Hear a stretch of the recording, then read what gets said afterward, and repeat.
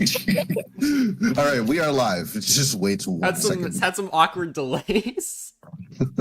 Oh boy, perfect. I can cancellations see are the real. chat. What these guys Hey, have said. everyone. They're evil people. Yeah. Alright.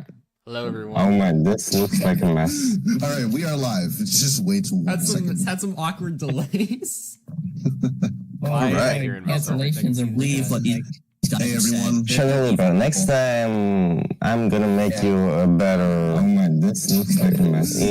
thing for the What up, stream chat? than this, because Everyone in the chat. this is a mess. I know. Wait. How'd you get that to work? Oh, it only works for you, doesn't it? I didn't. You didn't. You know what? I can Wait, I think- advertise for you. Wait, I think I am too loud on the stream. Wait, oh yeah, bro has double audio. I don't know. Let yeah. me- If you need, wait. Oh. I love Wait. how you got like PNGs on the stream of people who aren't here. Yeah. Evan could not make it Will today. this be So there's someone in the better? chat. Evan is not here, but he is in the. He is chat. not here. He's on the thumbnail though. Oh, thank you for Thank the you, $10. What Spencer. the heck? Thank you. Look at Spencer. Woo! Thank you. W's in the chat for Spencer, the GOAT. I think a lot of people are actually very double their voice, double Double volume. audio. Yeah, double volume. It's Well, okay. Change your input to where it's not your computer. Your output. oh, I Am I can. double audio or am I good? Y'all shouldn't.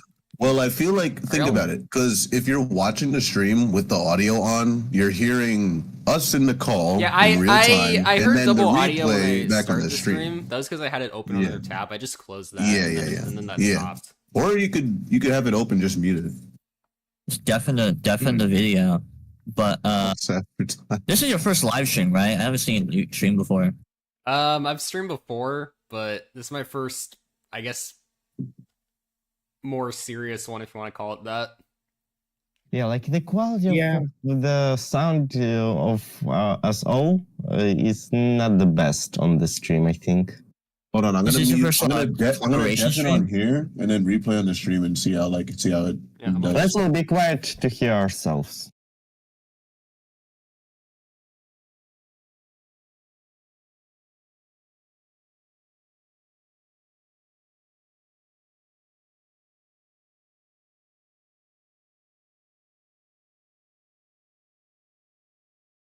It's not too bad. I think it sounds fine. Yeah, I mean- sounds fine to me. It sounds Chat. fine to me. Is this your first collaboration stream, Libra? With Yeah. a bunch of other people? Yeah. Yeah. So bear with him. In the future, he will. What's the He first thing will we're talking not about? be a noob at Not be a stream. noob. I haven't ever really streamed, but properly. But I don't know. Why was I it think so mine silent? are better. Chat. F in the chats. All right. I need. Hold on. I'm pulling up the list of topics. Actually, wait. I'm looking at them right now. I don't have it. Oh wait, no, I found it. Okay. So So FNAF 1 newspapers. The newspapers. Okay. Speaking of the newspapers, I think we should first read them. What? I think we should first read them out loud. Yeah. Okay. Yeah. Let me pull up the images. I got them up. Okay. All right. Go ahead. Give me one sec. Never mind. Kids vanish local pizzerias.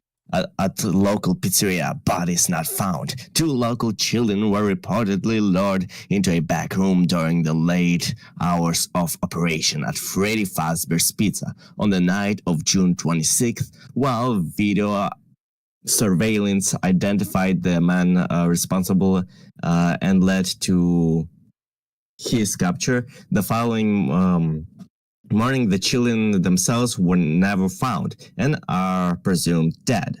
Police think that the suspect... It's very small on my screen. Pressed as a Yeah, company full mascot for the screen. children's trust. Dress as a company. The Tux clone in the chat. Sorry, what? Keep going. Dress as the company mascot to lure the children trust. So I think someone else can read. Okay, I'll read. I got the next one then. I guess is it the five? Five Yeah. children now missing. Yeah, it's The five children. All right, There was a move person in it the a chat, little easier to bit. leave. Move it a little bit to the right, please. Actually, you know what? I could just use this version. Okay. Yep. Frostbear realized in the chat. 5 children now reported missing. Suspect convicted. Recon. 5 children are now linked to the incident at Freddy Fazbear's Pizza, where a man dressed as a cartoon mascot lured them into a back room. While the suspect has been charged, the bodies themselves were never found. Freddy Fazbear's Pizza has been fighting an uphill battle ever since to convince families to return to the pizzeria. Such a tragedy. There's Pizza, where a man dressed as a cartoon mascot. It's the son. Think of the children. So what's with the animatronics? So like, They're possessed. with the bodies, I mean. So like, I mean, the company themselves probably did found the bodies eventually. I don't think so. Yeah, I think they well, did think find about it. them. I feel like if they did, then William would be in jail. No? Yeah, Yeah, Well, that, speaking that's of the, which, that was the whole thing. speaking of was which, said. yeah. Like, He Little- didn't go to Let's jail see the because there were no bodies. bodies. Either A, Scott doesn't know definitions, or B, this is a literal retcon. He did not go to jail, but it says he did if the definitions are correct. The problem Okay. with the finding the bodies thing is that in the other timelines, Freddy isn't really reopened, right? Name site happens, Freddy's closeness is kind of done for. Well, in the games, it kept coming back, so it begs the question: when Fazbear gets using the animatronics, do they ever find the bodies? This Like is something I think by FNAF that's a 2 good you have to point. cover. Like the animatronics were thing like is- eventually disassembled by Purple Guy. So A huge thing in Yeah, but that was way later. both Yeah. the novels and movie is just the bodies were never found for Exactly. the entirety of both those timelines. Yeah. The thing something is, had to happen to those they bodies. never show the I feel like they bodies even in decompose to the bodies. point of like just pure bones, and then when Follow Me happens, they just like he just like leaves it. See, that's like messed up though. A pile of children's bones in the middle of a restaurant. Yeah, I mean, someone would point out, like, would find that and point it out in the newspaper, like, bones found at a old abandoned pizzeria with animatronic parts or something like that. That's the thing, though. I want to say this, but Unless think Purple Guy bodies- took the bones and put them and like crushed them and put them into Fun Times and etc. or something like that. Mm-hmm. But that's I think the already- bodies were possibly found by the Well, company, and because of how corrupt they are, they disposed of them on its Yeah, I own. That's think why that- we don't. I see think them. that's the case. I think So I think it's before FNAF 2, the bodies got found, but the smell still remains. They disposed of them and never told the parents because Fazbear Entertainment is corrupt as hell. Yeah, I Yep. agree. Actually, yeah, that's a good point. I don't If agree they with did that. voice crack, if they did find the bodies, this is Fazbear Entertainment we're talking about. So what would they actually have done? Exactly. You see, I some feel like they people just would have been like, theorize that it's all right, hand wave dismissal, and then move on with their day, as they do with everything else in the series. some They people swept it theorize, under the rug, basically. yeah, Pretty some much, people, yeah. Some people theorize that the FNAF 1 animatronics were actually original withered animatronics that were rebuilt into the. So if we go by that theory, then the company should have found the bodies if they like redesigned the whole casing of the animatronics. Mhm. Flipside Didn't the has week brought up before kinda that confirmed Ralph that? does mention that the animatronics have not been washed. Which implies they still smell. Yeah, that's a good. Wait, they haven't. Okay, yeah. So they haven't been washed, and this is in 1990. Okay, I mean, also Scott's original intent. so then they just didn't do anything with the To animatronics. be honest, considering that FNAF 1 was the first game, Scott's original intent could have been that by saying that they haven't been washed, he was saying that nobody ever took off the suits and looked inside or something like that. I just think No one because thought. Maybe that's the retcon. because like both the movies and novels, bodies were never found. So I think that's just. The I feel like intention it's that just Scott the might be intent, going yeah. That's for at least that. what the public knows. But that's just at like least what the public knows. so in the movie. not believable, And that even with body the was still suspension there. of disbelief. It's not, but With how I feel like it's corrupt what the Faster intention is in the games and the fact they like keep persisting on, I could see them, especially if depending on the timeline, William's still involved with the company. He could I mean, easily just take the bodies out of them, and the company just would not care because they care more about their image than that's like. another thing. a crime. Even also, Self Wanted shows that they're the kings of the cover-ups. bodies are like still in the animatronics during the Silver Eyes during the movie as well. Are they? They never got taken out. But Yeah, like, it's do not we just their actually skulls know that that are they are affected, still there? It's their body. Remember in the movie, know that they were Vanessa not makes a taking- point that the bodies were still in the suits? Yeah, she says We it's not didn't- just their Yeah, that's ghosts, what I it's said. also their bodies. Oh, Yeah, yeah. it's- I mean, and Well, she's this the is- daughter, yeah. so she should know. I mean, it's just like it's realistic that Fazbear, especially in games, would help cover up what's not care because even in the week before, they cover up the DCI like by the phone call. Yep. So they're going to cover up the true, yeah. DCI, which is a way more public murder. Now, are we arguably. all under the consensus that Cassidy was spring locked inside Fredbear? I think she was. I would not. She was a If that is the case, yeah. and this is just a preface, but if that is the case, there's no way that they remove that body from that suit. Huh. Well, Oh God. I mean, maybe This that's guy why should the have body. taken it. Don't Maybe believe that's why Cassie Golden ever got Freddy spring is lock. all lumped Yeah. down because it's so broken because of the spring lock. Mm-hmm. Apparently, there's discussion about William using the Golden Freddy suit in the DCI, and if that's true, See, ew. but if that's the case, I don't think that how? works. Like how? Yeah, how would that Yeah. work? Well, it would work because for one, there is a bunch of Fredbear suits. Like each location had a pair, and Fredbear had No, multiple. wait a minute. Isn't there only one Fredbear and one spring body? No, in FNAF 3, we're in FNAF 1 right now, but since we're talking about it, Ralph does mention in the phone calls that each location comes with 2 specially designed suits, and that's Fredbear and Spring Bonnie. And in Fredbear's in FNAF 4, you always see there's multiple Spring Bonnies in Fredbear's just in that location alone. So it's very reasonable that the suit that you see by FNAF 2 is just a spare Fredbear suit they had. We had a spare in the back, Yeah, a yellow especially one. in the Fredbear But I suit, feel like someone uses it. this Speaking is of You see, multiple like, suits, multiple Spring Bonnies and how are there Fredbears. multiple? I was gonna say, how are there multiple? Isn't there one spring Bonnie? Don't they like make that a point? No, in FNAF 4, you always see multiple Spring Bonnies, I'm pretty sure. yeah, That's a dream. There are multiple. FNAF 4 is a dream. talking No, about no, the during the minigames. minigames. Oh, the mini games, yeah. That's true. we don't That's even true. see Spring Bonnie in the nightmares.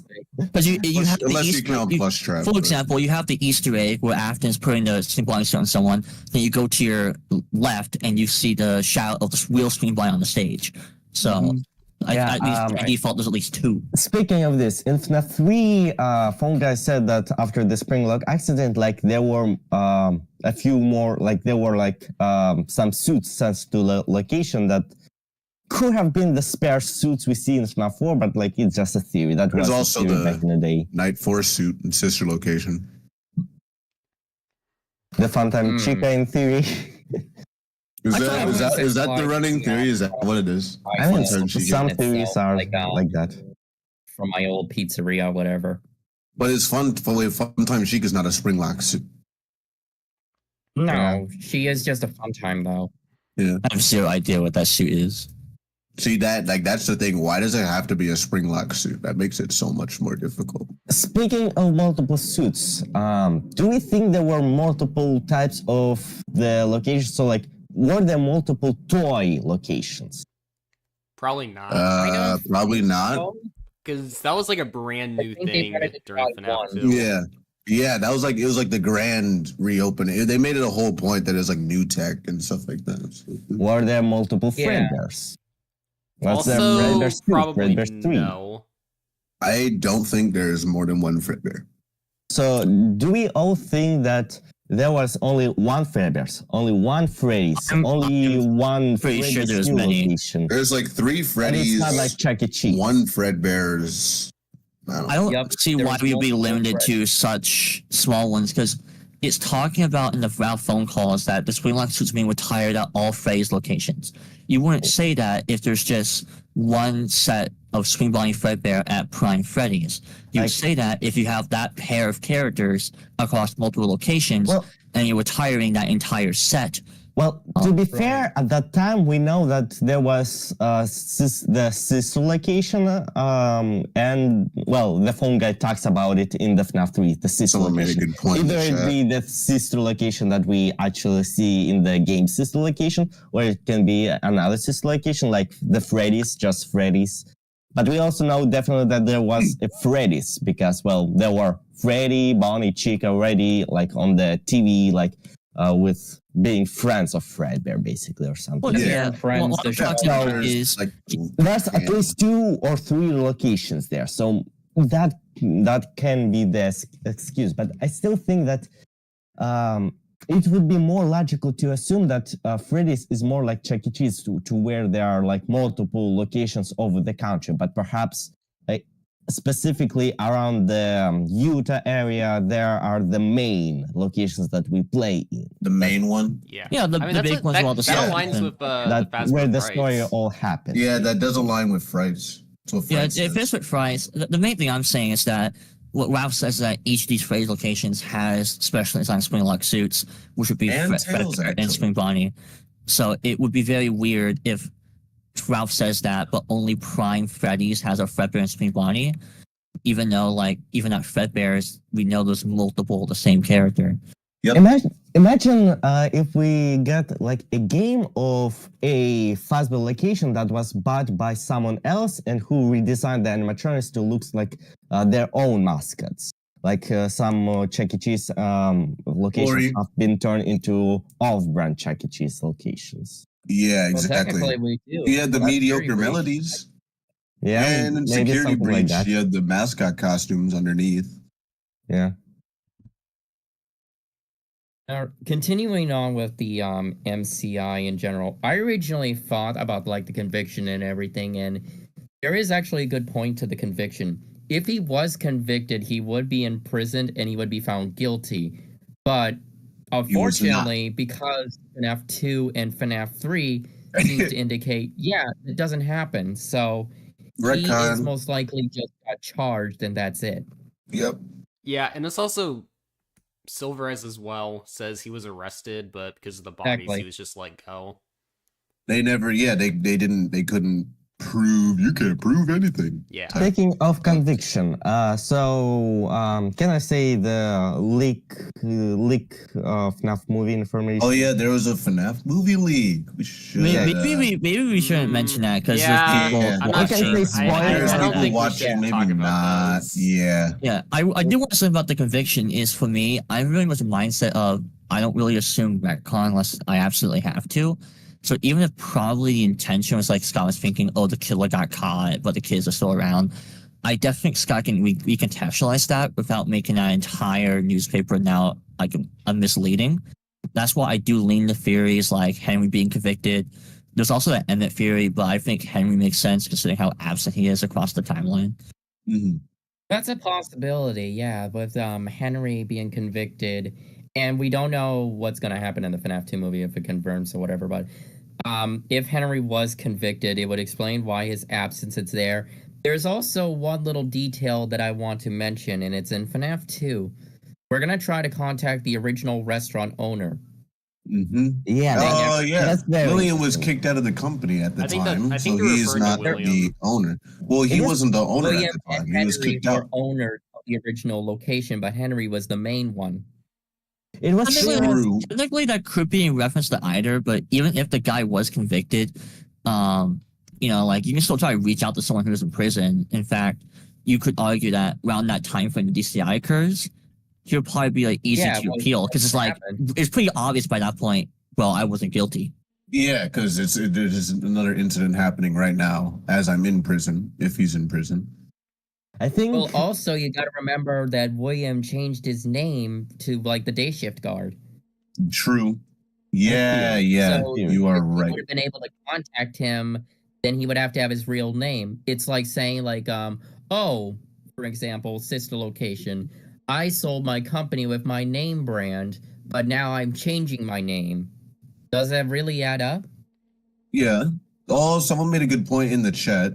Why would William wasn't missing at the time? Well, Oh, he actually, was. no, he was missing He because yeah, they didn't. Yeah, exactly. Under their impression, he was missing.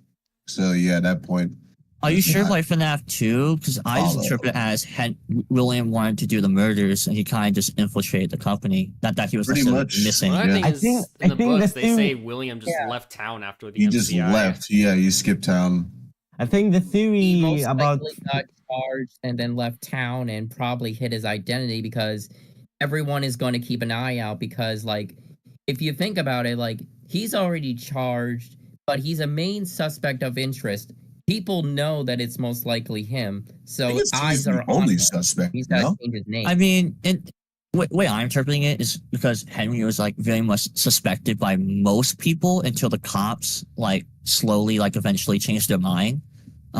But Henry was still to like the population and to a lot of the cops for a while was the main suspect. So if you go with that basically going through in the games and Henry's the one convicted, then William has no reason to go into hiding or leave town. Regardless, his image is definitely better in the games considering the stuff he's able to do in the future. I think So, Well, wait, I why would say would that Henry by- be convicted? Like, if they couldn't convict William because there were no bodies, then why would they be able There's to no convict way Henry? they would. Yeah, there's no way they had nothing to go off of. No, they had the same evidence William does. It's just a different person. Well, here's something interesting about the Silver Eyes. Even like I say, even though we don't talk about the graphic novel, they Clay talks about seeing Michael's blood. Oh, it's in the Huh? normal book too. yeah, that's in the Yeah. That's what I'm trying to say. Like, so they might have seen something like. So one thing that really got me was like, okay, how did they know what suit or because in the first articles they say like, oh, we think that the man used a suit to and then all of a sudden the second article confirms is like, okay, did they find out about the suit? Did they find out it was a Springlock suit being used? Because they now officially say has been basically confirmed dressed as a cartoon mascot to lure them into a back room, and Yep. rather than they think they earned the children's trust by wearing a suit. So that changes wording real quick. They think and now they know. Yeah, they think, and now they're certain of it. So like something happened in between there. So they Basically, must have found the suit or suspected what it was or Yeah. found evidence. I don't know. yeah, some of the novels when they raided Athens' house, I'm pretty sure it says they found the yellow rabbit costume. It does say that. They found the yellow rabbit costume and they found notes of his paranoia and delusions, basically. Yeah.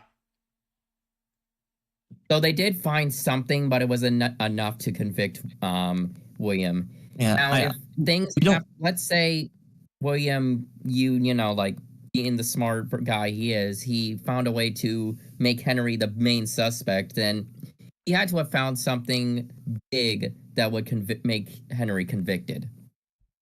Something really big. Then again, Exactly. yeah. With the stuff William's able to get away with, it's entirely possible he pulled off the world's greatest frame job. Pretty much. One more thing I need to this is actually a question for all of you. From all of you that have read the books and all that and understand that there's something going on in like Into the Pit or the week before. Did the children get lured in one day or multiple? I want everyone's answer. See, I'm oh dear God. My answer I'm to that actually would very just be indecisive on this. Yeah, I am like this is like it could be either one because either way we know he wasn't like caught. So are you more likely to be caught all at once or one at a time? I am very confident it was all in one day, and that's mainly because the newspapers kind of frame it that way, as in they see two kids on the camera, that's on the same night, June 6th. And They we see it's like a see fully only morning, get it's one like day. they connected free kids to that event. I think it would be like over a couple of days, more kids went missing. So no, we connected 3 kids to that previous event, who were 2 kids who already lived together. And the movie, he all does it in one day. He does it in like a minute. Well, then it's a flash. Thing is, The novel is the Like- only time where he kills the kids on separate days. I think it was over the course of weeks, I'm pretty sure. He just kidnapped the kid every other week. a few months It started actually in is what June, it and said. Michael got kidnapped in July. Yeah. Well, wait. Michael was the first Yeah. kidnapped. Wait. Yeah. Michael was the first also- kid, and he was actually killed by William and Fredbear. He was the Also, first. the article only mentions one day, June 26th. Yeah. June That's 26th, during and then the if 2 you- kids reported missing though. Yeah, exactly. But then it only Like, says why 2. why reported would only missing. 2 So, be like, missing if like parents would probably like report a missing child like almost Isn't it- immediately? Yeah, I feel Isn't like it that like would be reported pretty quickly. It's like isn't it like softly canon that Jeremy was like left in the ball pit and they just left him there? No, it's Oh, what, the Aruba hinted that thing? he got left behind at the pizzeria, and their parents went to Aruba or something. And then What? Susie was obviously the one with the dog and all that. Yeah. We also like in the mini games like Jigsaw in stuff Killer in too- the chat keeps saying they took the kids. Yeah, I'm looking at it and I'm just I don't know. I raise an eyebrow and then Put him in Saw Trap. like in all mini games in FNAF 2, like we always see the 5 children together and like probably 6. murdered together. Well, Yeah, I'm going there. No, I'm kidding. I'm not going there yet. God darn it. so like Well, interestingly enough, in the- I'm not going there in yet. the remember the Foxy- convictions and everything. in the What? Foxy- Everyone remembers like all the convictions and all that, but one thing I wanted to say was that if convictions actually take a little bit of time to do, But they because you still know how have- like courts have to build up and everything. Now, let's say the conviction thing didn't happen and he just got charged, then yeah, they most likely found out, oh my god, 5 children got reported immediately afterwards. 5 children are now reported missing and are now linked to the end. But here's the thing. Remember how I was talking about like the suit immediately being like found? They suspected it at first, but then it's like, oh my god, the suit was used. Yep. Doesn't that feel like it takes a certain amount of days to do? Because it sounds like when Henry or William, whatever you want to believe, got caught on after June 26th, which is June 27th, they are suspecting that he was using the suit before.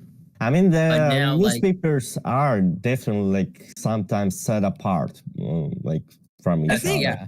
I think How a way far- to Bill, I think how a way far exactly? There's no way they're Potentially- cranking these out daily, right? I think a way to address that is they Right. probably knew from the start that he used a mascot suit, because it says they saw him on surveillance camera. So I mean, Mhm. like they would have seen him doing it. So I think when they say that police think the suspect dressed as a mascot to earn the children's trust, they're not saying we think he might have used a mascot. They're saying they think he might have used the mascot to trick the children. I think Yeah, it's what it's But if talking they about. saw that on camera, then they already should have said like, police Didn't they s- know that or whatever. But now Well- they are just like, the second article is immediately like, oh yeah, it's now confirmed that it has been connected to the incident at Freddy Fazbear's Pizza, where a man dressed as a cartoon mascot lured them into a back room. Well, I Instead think of what thinking- what the first one is say talking they about caught is the less dude on about. camera? I think it says on the late hours operation at Freddy Fazbear's Pizza on the night of June 26th, while video surveillance identified the man responsible and led to his capture the following morning, the children themselves never found were presumed dead. Police think the suspect dressed as a mascot to earn the children's trust. So, way I'm reading it is it's not saying we think he dressed as a mascot. It's saying we think he dressed as a did. mascot to trick the children and gain their trust. Because Yep. you go to a kid, Yeah. pretend to be a happy little character, you trick them. So what? Yeah. Because it says they saw it on the camera, so I don't think they Yeah, I would was gonna just be say, guessing on the didn't they whole say they mascot caught part. the dude on camera? Like they saw the guy luring the kids on camera or a Yeah. kid. By the That's way, why, that's Yeah, why I I'm feel like, like they that- must have known. that right there, you just have to find who wears the suit and who in the novels keeps the suit at his own house. By the Mr. way, Afton. why Yeah. are there newspapers replacing posters? So like, what's the canonical explanation? Ghosts. Oh yes, The here we building go. Okay, is alive. Remnant? So I think there. So Scott, I think there was somewhere, I something can't in find the. the post. I He think there was confirmed- something in the night before. I think something Scott- relating to that. Scott confirmed that the FNAF 1 location itself is haunted and has paranormal properties. Yeah, I think it's haunted by the ghosts and the idea in the original game. So I do think Mike was meant to always have a connection there. The bike. One thing is Like- sorry. To me, it's like the all the hauntings are being happening. That's why you have "It's Me" being sent. All these things Yep. popping up. It's So they're literally kind the of location telling itself. Mike, the location, the ghosts there are communicating to Mike, like the same way ghosts in like a horror movie will show hints, or Same like way they when did to friends Ralph. they died, in the but week then like they're before. still not friendly. They're still attacking you, but they show like these hints and clues to what happened to them.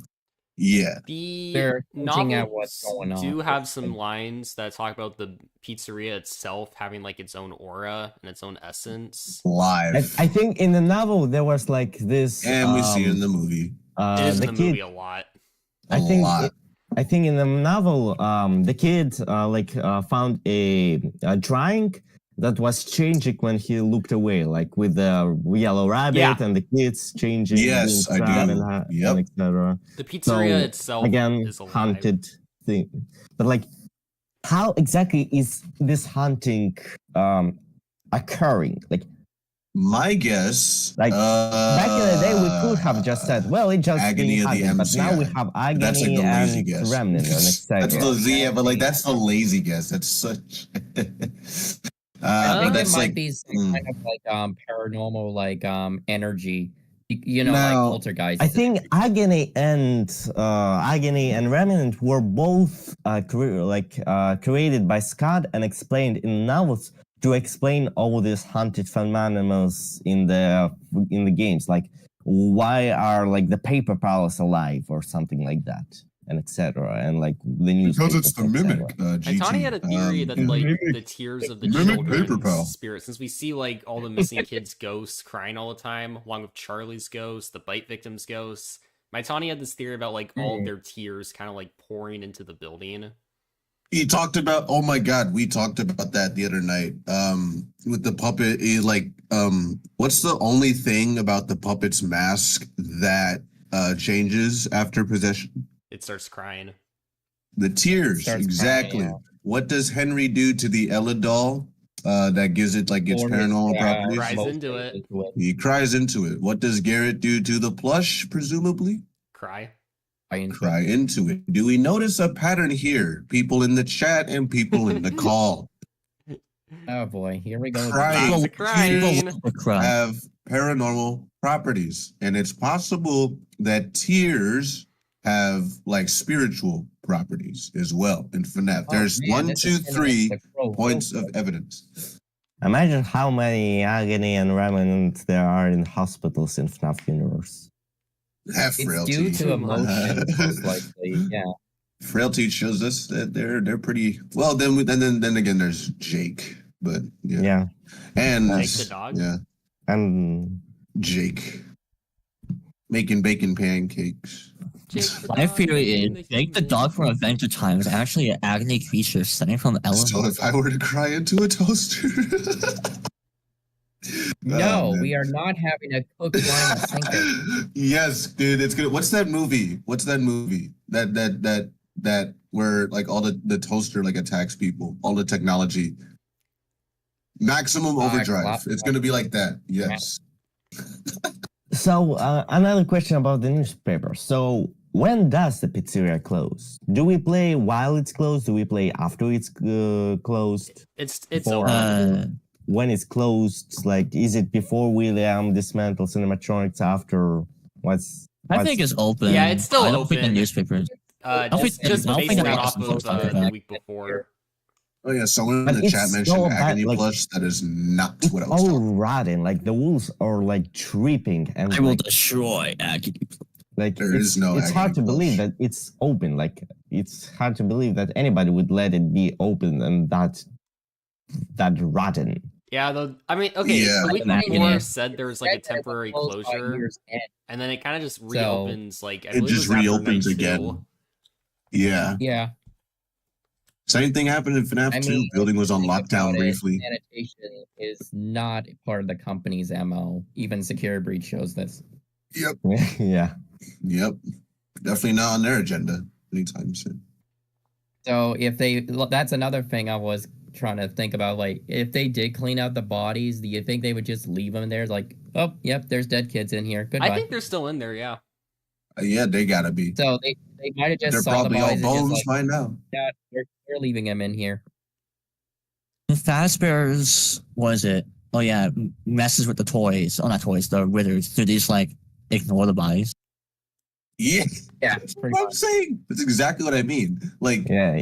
I'm not a fan of that theory, they but never found the bodies, which is astounding, or B, they did and they just did absolutely nothing. I see. Since Ivory, Which the bodies is were probably also removed by FNAF 2. Absurd. I don't think it's much of a problem because we do. This might be more a FNAF 2 thing, but I think that with the toys, it shows the example that your body doesn't need to be in the animatronic for your soul to stay there. They could So- just ignore it, yeah. if Charlie- that's So If that's more a the- FNAF 2 thing, but I if will the say FNAF that it is animatronics possible for the are- bodies of the MCI to be removed, be put into who knows where, and then the soul still be trapped in the machine. What are the chances that Souls will William probably removed never them happen himself? right now. They And never follow get me. removed though in the other timelines. Well, yeah, a time like true. Fazbear always dies, like I mean, well- after the MCI. we don't know if they have been removed, but we also don't know if they are still there. The key difference is for me is that in the other timelines, like I said earlier, after the MCI and the first prime location closes, Schrodinger's The bodies. they just never come back. Fazbear dies. It seems I can't think about the second movie too, but It's a good point. so in the That's what it games says. though, Fazbear keeps coming back. So those animatronics, they have to keep messing with them. That's something they didn't have to deal with in the movie or the novels. Mhm. There is one little problem that I've noticed about if the bodies are still inside, and that is a simple animatronic that is very exposed. Foxy. Foxy. Exactly. I mean, even in the Yeah. movie, Foxy. See, I like, was all thinking broken about and that. I was like, still don't we don't see him. Foxy's entire bottom half exposed? We see his torso being exposed, even in the withered edition. Like his And body no, is like, exposed. nothing. So wouldn't the body be seen by then? I think in that case, as someone who does when the bodies got moved, I don't think that's the best evidence. Does that just be a part of modeling, as in like in the game, Wired Scott want to Ooh. model a corpse, like children's corpse. That's also a good point. In the movie, it also might be a bit difficult to have a fake child corpse inside the Foxy robot. Then again, the first movie, it was in shadow form, but someone got bit in half. That was Freddy's biting a On teenager. screen. Yeah. Yeah. Man, I wish someone said that was the child live stuff murder, in my yes, theater. We were about to yeah. We were about to see a child get spring locked. That was great. I was like, Yeah, they're not actually- about to do this, actually, are they? That is a good point. All right. Actually, he turns to Mike- Claire. my colorblind. favorite. Mike Schmidt. Let's talk about Mike. Ah, yes. I'm gonna Well, say there's this Freddy. right. I'm gonna say this right off the bat.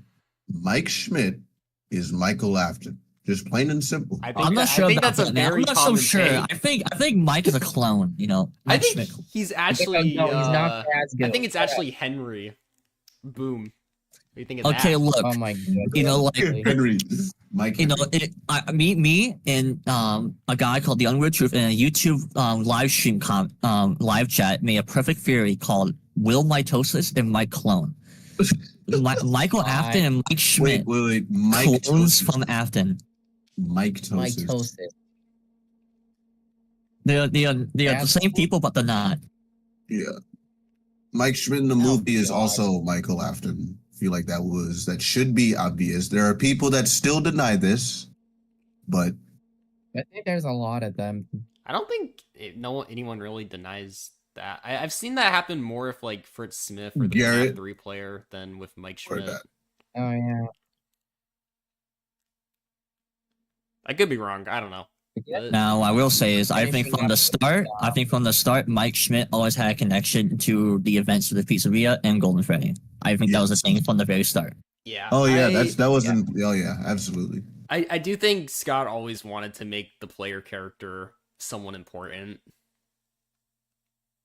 That reminds I me. would die on the hill. Libra, It's me as Golden Freddy. we do It's Me next. The two It's Me is on stuff. It's me. Garrett, Okay, the I thing think that's about It's definitely Me is in the week right thinking. before, pretty much every character says that. I have an explanation for that. I actually do. Freddy says it. The twice. way I interpret it is that it's kind of a form connects to shadow victims. So if you don't like that theory, it doesn't really work. But because I think all the kids are connected to the bite victim, they are again like memories, things like that influence them. And I think when you die and you're stuffed and you become a ghost at the pizzeria, you add to the family, right? You add to that family of the dead people, the souls trapped there. So you yourself are now bound to the pizzeria. You're connected to those souls. So it all Let's see connects where back he's to going Golden with this. Freddy, who is the bite victim, in my opinion. And that's why It's Me is set by all the kids and the new people you've seen the week before who die, because they're all now part of the family. They're now being influenced. Those memories, those things are connected to them as well. I like Point that. something out actually. So there's two things that I noticed about the It's Me. The first one is the It's There Me he on is. the walls. Hey Seth, Hey guys, Hey, yo. how you doing? I'm all right. How are you? How are you guys? We're Doing doing well. Nothing much. We were Pretty talking good. about FNAF 1. We just got to It's Me. What was It's Me mean? To you. So the wall of there's two different things that can happen. Obviously there's the It's Me, and then there's the Crying Child poster. Now, back then I have interpreted this as saying like this is the bite victim saying it's me, and then you even see like the crying lines and everything. But then I remembered like the posters. So I think this version is most likely the four kids and the puppets saying it's me. And then the Foxy Pirates Cove thing is saying it's me, which is the bite victim. That's why you see it's me on the sign, because bite victim is associated with Foxy in a way, aka Michael. Yeah. What you referred to, like in the Kinda game or the cooker. week before? Hold on. He posts images in the chat. What you're referring to?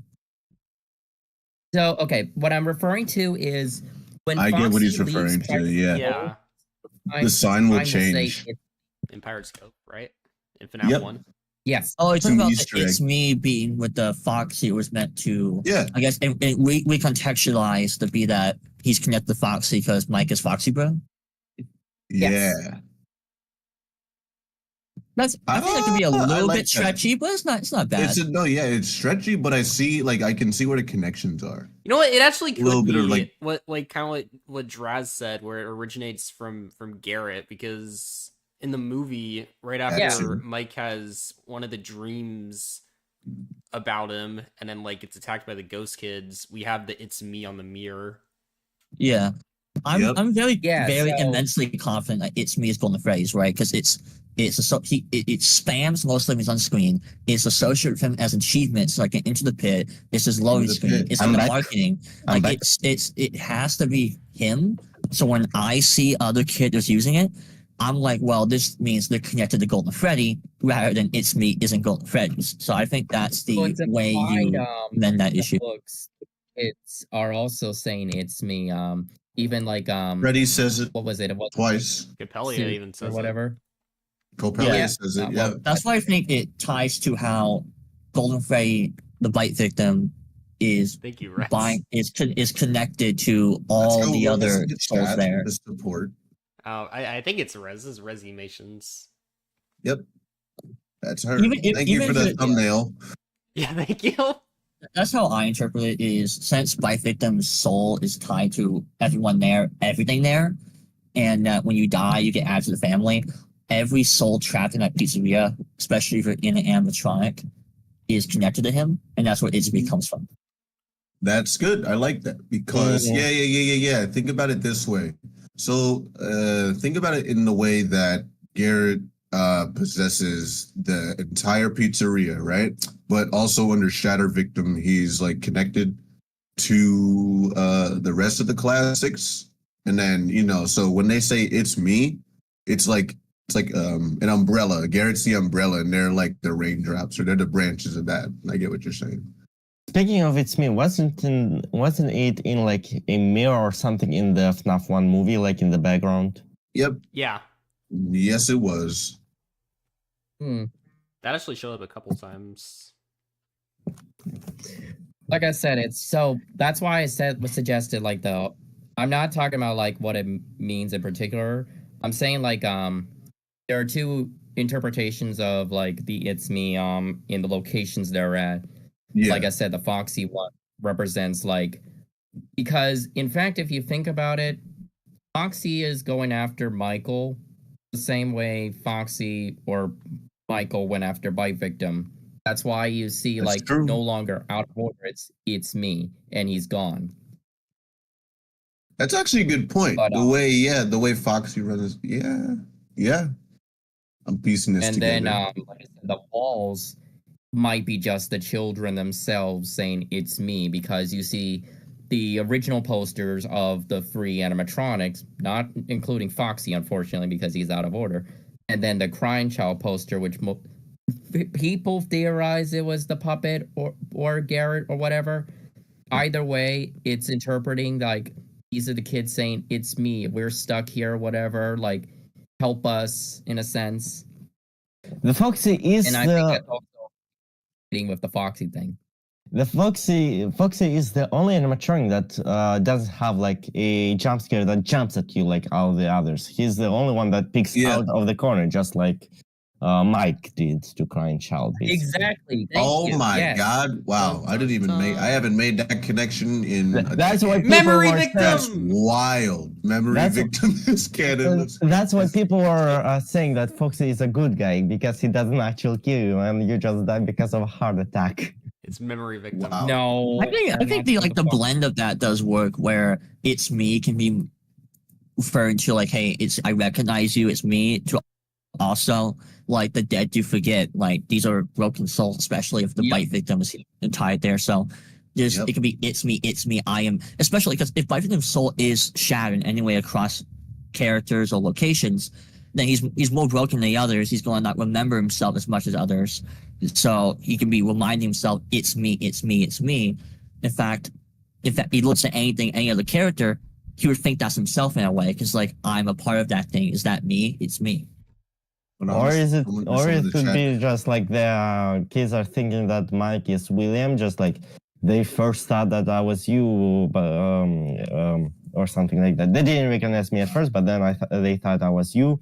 So like it could be like, it's me, it's the kid that you kill because they think he's William or something like that.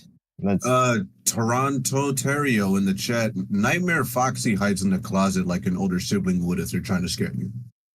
Yeah, and he also peeks out when you open the door, and if you wait long enough without checking on him, he will actually pick you up like he did in the FNAF 4 game. Yeah, yeah. Remember, the FNAF 1 nightmares are intended to mimic FNAF 1's gameplay.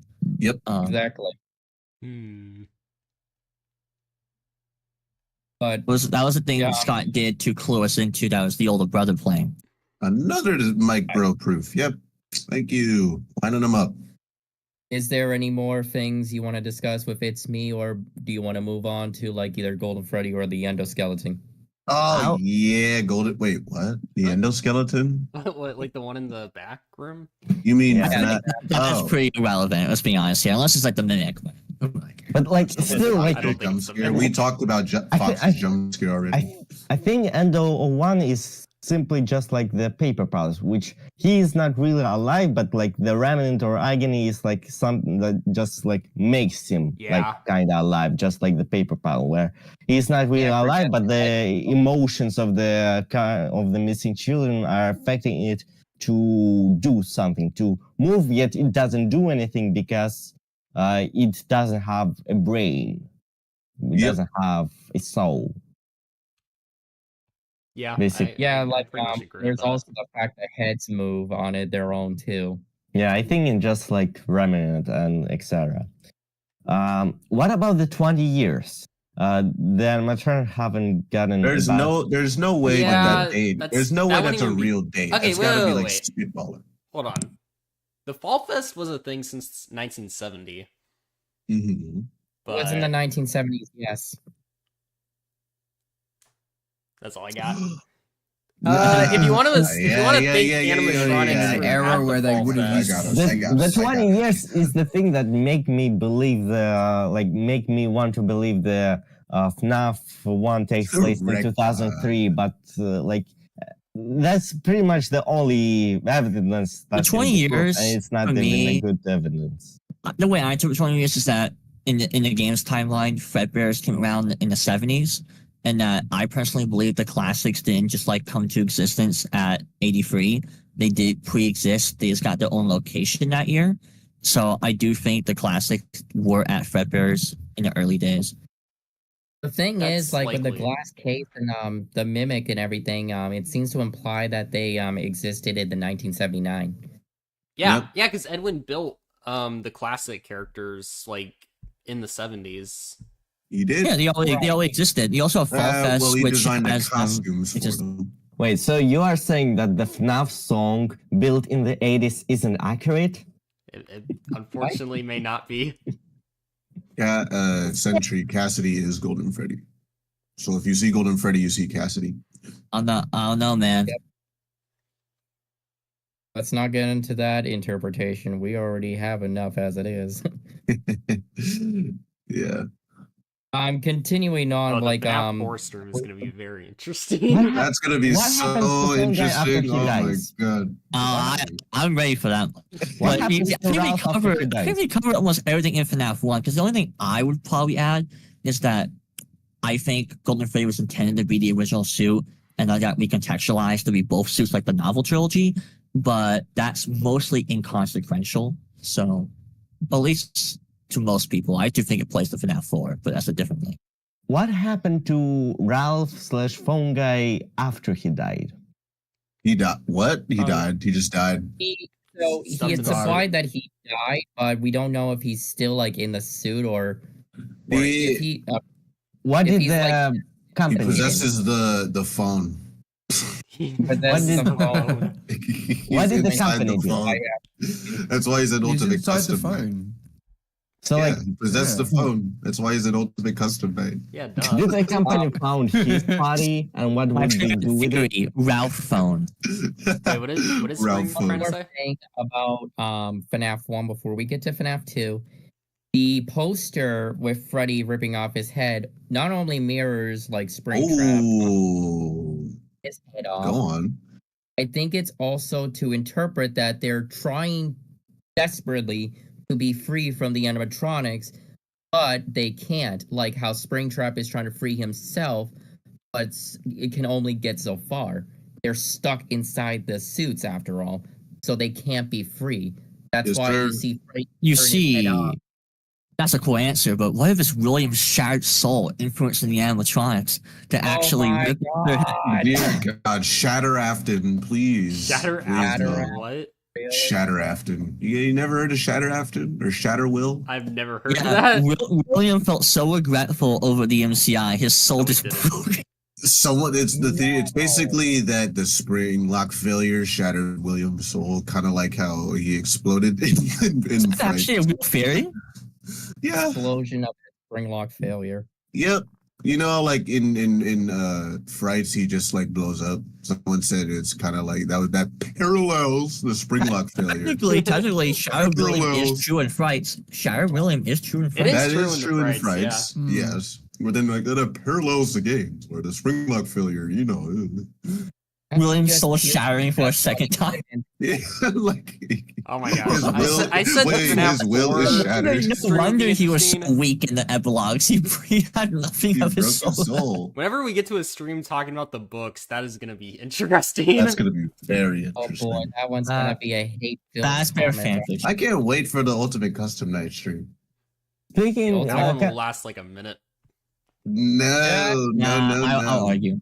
coming back to Phone Guy, My personal fan canon is that the stuffed body we see in the game over screen is actually phone guy and not Mike. Because, well, Okay. Mike is already dead. Yeah. That's the main reason. Yep. You mean like he's always like a corpse? What? You mean like dislocation always happened, or you mean like he's just like dead? You mean like in Night 5 where they're hanging? Well, like my personal problem with like Mike being a corpse, a walking corpse, is that like if FNAF 1 takes place after sister location in that scenario, then the game over screen doesn't make sense because of Mike is double dead, and his eyes that fell out many years ago fell out again somehow out of the suit, and etc. Basically, Yeah, I get you. I believe it Okay, happened. I fine. believe SL's like way late in the timeline, but I get what you. Yeah, I think. I Yeah. also think it's after That's FNAF yeah, 1. and that's why it's just locations after FNAF 1. Ever heard of Yep. Slade? He is double dead in Teen Titans. Should we probably so move to that's- FNAF 2? We talked FNAF 1 for a long time. We talked about. I'll admit we talked about We've FNAF been 1 a all lot over the longer than I place. expected. I mean, that's Yeah. still because it's what started FNAF. Yeah. Exactly. Oh, remember that Chuck E. Cheese theory, the first game theory? Showbiz? Yeah. I remember that. The yeah. one Oh where my- the yeah, one that- where that that was real messed up. murderer Yeah. killed like 5 That- people inside a restaurant. That was a messed up theory. I'm To be like, wow. fair, the theory that we are playing as the killer in suffering in the afterlife That kind of became did canon come later. true in the end. Yeah. So My favorite theory for FNAF 1 at the time was two. One was my Procrast Gamer that was made by the Germans. And the other one is that was made by Zombie Wars SMT. That Mike was actually taking mushrooms during the What? that was the source of like all the weird stuff we were seeing. Mike Trip, get it? Instead of Mike Trap, it's Mike Trip. Mike Trip. Mike Trip. Shrooms. Mike Shrooms. Mike Shroom. Shroom Mike. Oh my god, that's beautiful. That's actually hilarious. It was like Great. an all caps title like FNAF Theory. Are we on drugs? I mean, look at what Funtime Chica does in Ultimate Custom Night. Oh Tell me my that's God. not. Tell me She that's does not distort good your idea. vision. I have a Yeah, question. for all the bad people. Yikes. Does the night before? Also, the very concept of illusion discs. Does the night That's not before? illusion. Does the night See-through. before mention the broken Kicha camera? Mike was doing. He was doing what all pizza guards do on the job. Was week 4? Actually, I don't remember if it did or not. Because like back in the day, like people used to theorize a lot about kitchen. Like it's the place where the Golden Freddy is, or it's the place I where think, the Yeah. puppet is. I think the et puppet's in cetera. the kitchen because the puppet is at the FNAF 1 location. Because I don't- Ralph Yeah. does go into the kitchen a couple times, if I remember correctly. He does. I It's funny. don't believe the puppet is there by now. Oh, you speak. Okay, yeah, I'm It's looking at the funny, Wii just the store way- right now. To be It- honest, I don't think Puppet is in the FNAF 1 location just because They we are. have the novels, we have the movies, and we have the night before, and none of them had the puppet be at least in the kitchen. Hold on, I'm looking the at the week week before before right doesn't now. even mention the puppet. It Yeah, has on it the mentions FNAF the 2 kitchen the camera FNAF being 2 broken, but doesn't night really cutscene. Not elaborate even the on why. box. No, those are FNAF 2 dreams. Those are cutscene. dreams. though. No. They are dreams. Even if they're dreams, like why? Think about it. Think about it this way, right? Well, yeah, that is why- interesting. The puppet was at the FNAF 2 location. They all got moved to FNAF 1. Why would the puppet be left? Why only the puppet? Oh wait. I mean the story got scrapped, so you can debate if it's even useful or not. But You're the Band does have the puppet in the. See, the thing is that You're the band is See, that's there's yeah. a You're the good band. chance. There's a good chance they just chose not to reuse the puppet, and the puppet always able to go anywhere. Like if you go based off FNAF 3, the guy just wanders the fastest fright and teleports in and out. And there's a time period where they're just wandering, I guess, Utah until FNAF 6. So it's very possible that they just were around looking Wait. for maybe William, Yeah, I looking think for that's Mike. probably- Wait. Are you Oh. talking about after sister location? I mean, in general, Yeah. the pup. So, with the dreams, I'm a guy who believes that's William's dreams, and now it's meant to foreshadow Follow Me. and the puppet Interesting. was like inducing nightmares to basically cause them to basically like, although after me, I lost control, I gotta go after them, cover up the evidence. I So I think it's the remember. puppet causing the dreams rather than literally being there. There's I- I don't know. I feel I like remember that the dream section in FNAF 2, like people theorize that we were actually inside Shadow Freddy. I see. I but knew someone was gonna bring that up. Yeah. I knew it. I do, because Yeah. the way people dismiss that is that Wait, I they remember say it's just a theorizing lighting about that. effect. They say it's just a lighting effect, but what that And doesn't also, account for the is Freddy that in developers, Freddy in front of you developers, when looks they like regular Freddy. developers when they do that, they often create lighting effects to get a outcome. Scott's done this before. They lighting effects, you brighten up, you get a certain outcome from it.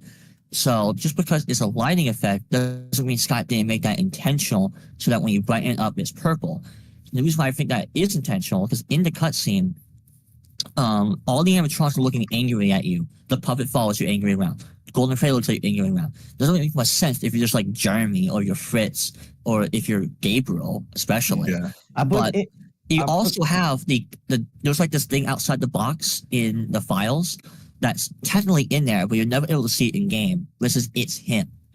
That and I don't see why that would be for anyone else but William. When even in FNAF 2, you have he was here for like Mangle's thing in the files, and that's reference to William. And in Frights, Andrew says verbatim, it's him when William appears. Mm-hmm. That's true. I sent the images in True. the chat. So I think the Freddy we see in the dream is actually the regular Freddy. I think I the also- thing that makes him look golden is just the lighting and nothing more. Wait. If that's regular Freddy, who are we viewing as? Shadow Freddy. That's the theory. And Oh. where? Back in the day. Yeah, I knew it. Yeah, there's Because of the mask. purple mask. And what is like a follow me foreshadowing thing? Possibly. It might be how might William think that's Doesn't Golden this, Freddy, doesn't but this it's the same. imply that Although like this Freddy's definitely yellow, the one I'm looking at right now. yeah, that's I mean, yellow to me. it definitely does look yellow, but also it looks like regular Freddy at the same time.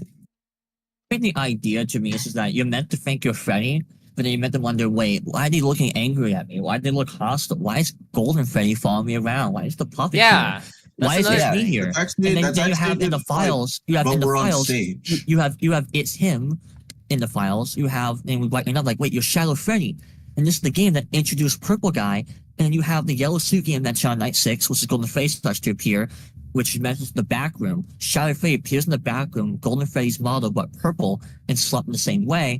Because at the time you meant to connect Purple Guy to Yellow Fredbear, Purple Guy, Shadow Freddy, Purple Fredbear. This is why I think Brighten William up had the screen dreams. and you get- What if But we're on Uh, stage next to Chica and Bonnie. What if in FNAF 2 we see, well, as someone here said, William is seeing a nightmare of these nightmares. Just like Mike sees in FNAF 1 movie all these dreams. And these nightmares are the things that cause William to go to the location and do the follow me. That's actually exactly what I think. So like There's something I it's wanna his point out, actually. it's his and like before Scott thought of Fountains, Ramen, and etc. and Molten MC. I think what if this was his explanation why William went to the location, because he was keep seeing these nightmares. Yeah. I I did think think There is it's likely want to 'cause point out. I think Scott probably Um, had 3 in mind when he was making 2. So I think it's likely that when he did the dream sequence, it was meant to be like a build up to the follow me mini games. I think it would be cool if we saw this section in FNAF 2 movie. Imagine. There is Maybe- a Maybe it back would to the, explain something. the night there is a- mini games there. So let's assume that the yellow Freddy, which is yellow, is Freddy, and that the person on stage is Shadow Freddy. So where's Golden Freddy then? Well, Golden Freddy is just, well, to be fair, in Follow Me, we don't even see Golden Freddy. We see just his soul, which we, outside of minigames, don't see. So we can argue that we don't see him just because, well, we don't see him. Guys, real quick, there is another piece of evidence I want to point out. In the first two cutscenes, instead of "it's me," there is one little detail that matches. Error. I knew it. There's an And what does that represent in a sense? What is error, follow like, me what? always have? Error. Oh my Gotta god. into the back. Yeah. See, the thing is that that's not a bad argument.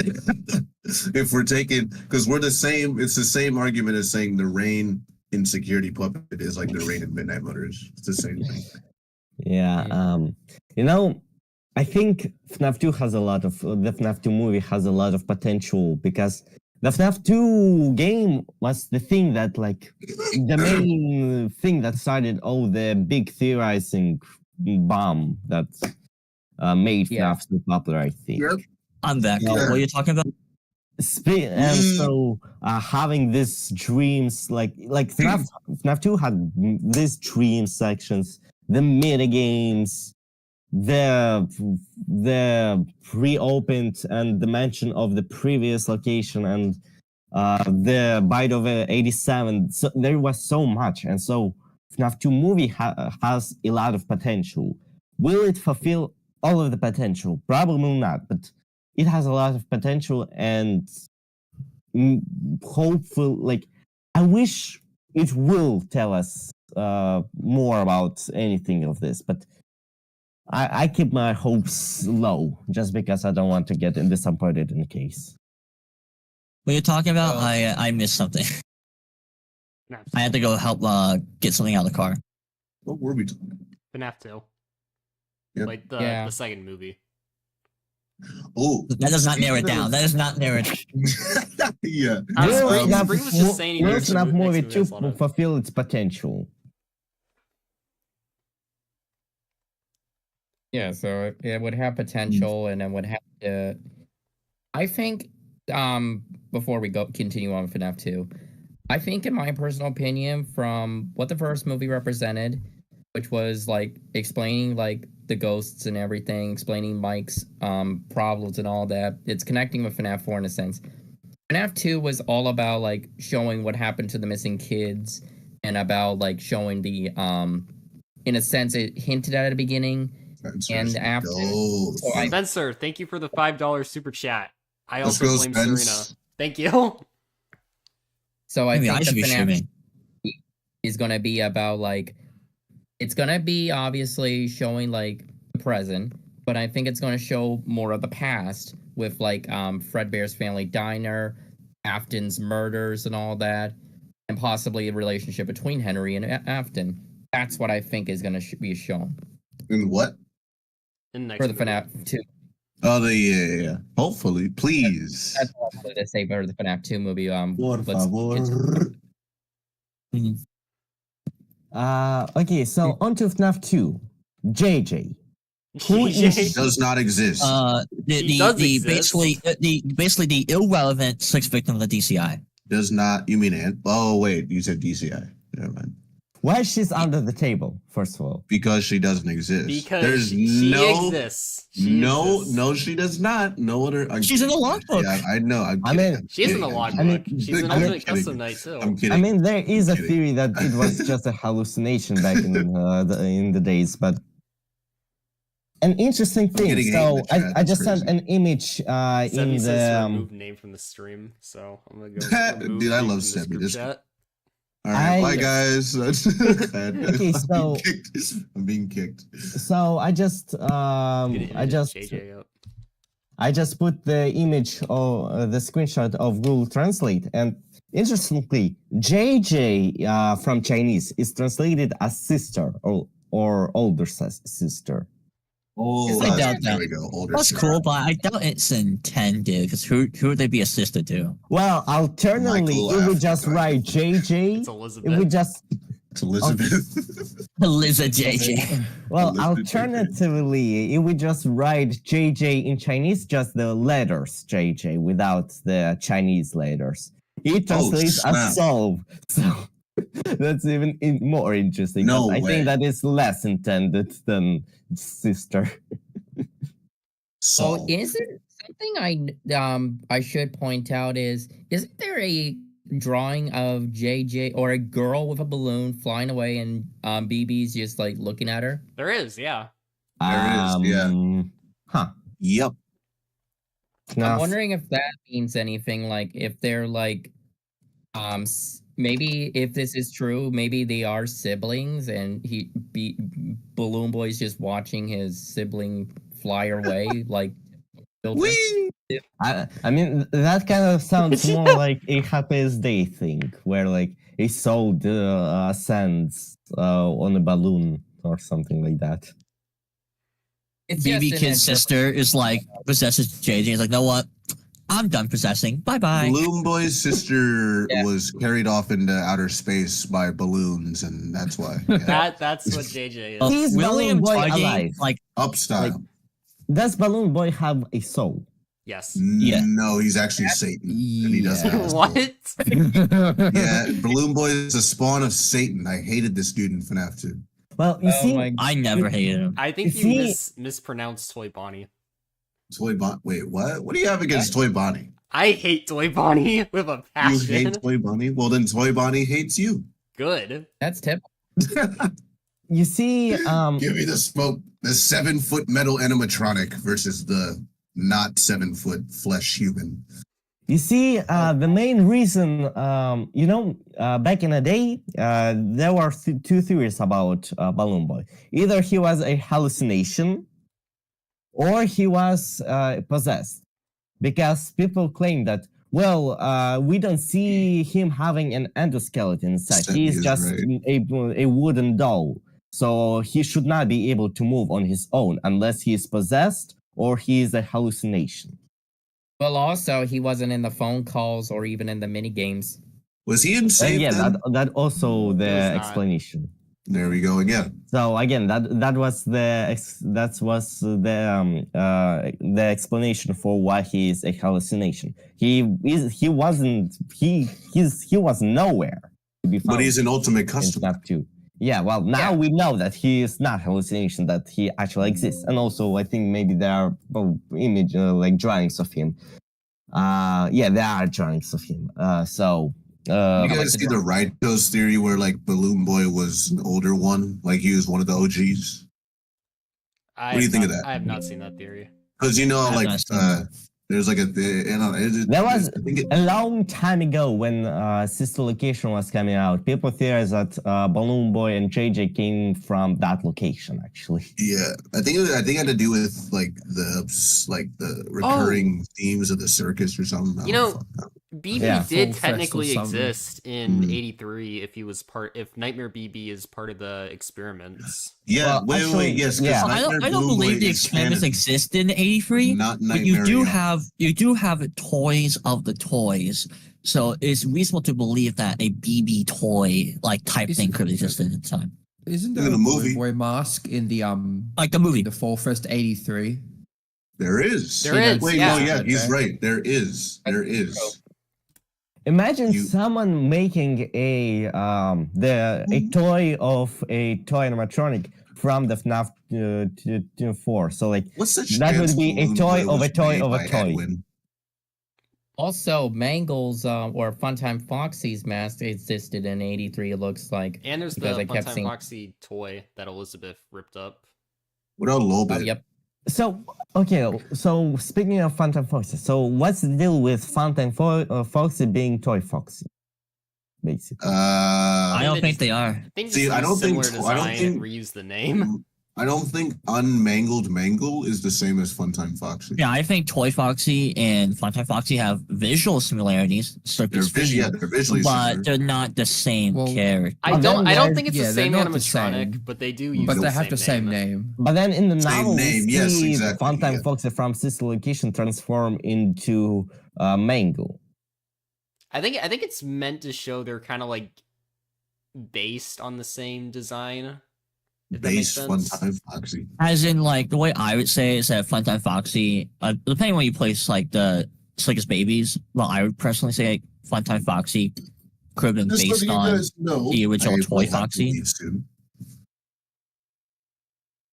All right. If let's say if Circus Baby's Pizza World existed, let's say before or With after lab the suits. FNAF, is it possible that the design of Funtime Foxy, not the full design, but like the coloring scheme, because they even said like they thought the first one was too scary.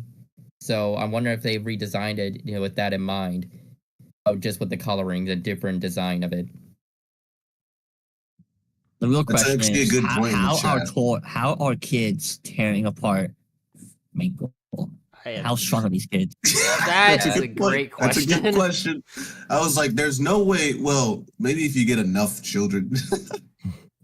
And they almost like dogpiled on this thing and they're like 1, 2, 3, and they rip off the headers. Muscular Yeah. children. Why Yes, why they should they know do what this I with mentioned. Mangle and like none of the other animatronics? Yeah, I they guess they just didn't like Foxy, I guess. But it's Yeah. the memory from 83 causing Oh wait, yeah. What Foxy about the to fourth get closet? Memory Where Funtime victim! The thing is, the Foxy- thing The fourth is, closet, Funtime Foxy becomes Mangle. Yeah. Someone in The the chat thing just is- said that. in Does. FNAF 2, like Mangle is mangled. The thing is, she still works. So even though if she is if kids have been disassembling her, even reconnecting her endo parts, her mechanical wires that are connecting that go throughout the body, controlling the body, should pretty much not work anymore if they have been disconnected, connected, and reconnected and assembled again. Either those kids are very smart that they are able to connect the wires back, or she's possessed. I'm gonna go with the latter. You know, It's those are possible she real is possessed after the DCI. Mangle. Yeah. Definitely, I think all the DCI possess toy. Okay, I have 3 ideas actually for FNAF 2. Quick question: does everyone here agree that the DCI kids possess the toy animatronics? Yes. Maybe Yes. Yeah. 50-50. 50-50. Burn this man alive. Okay. I don't have. Does everyone what do y'all think was the suit used for the DCI?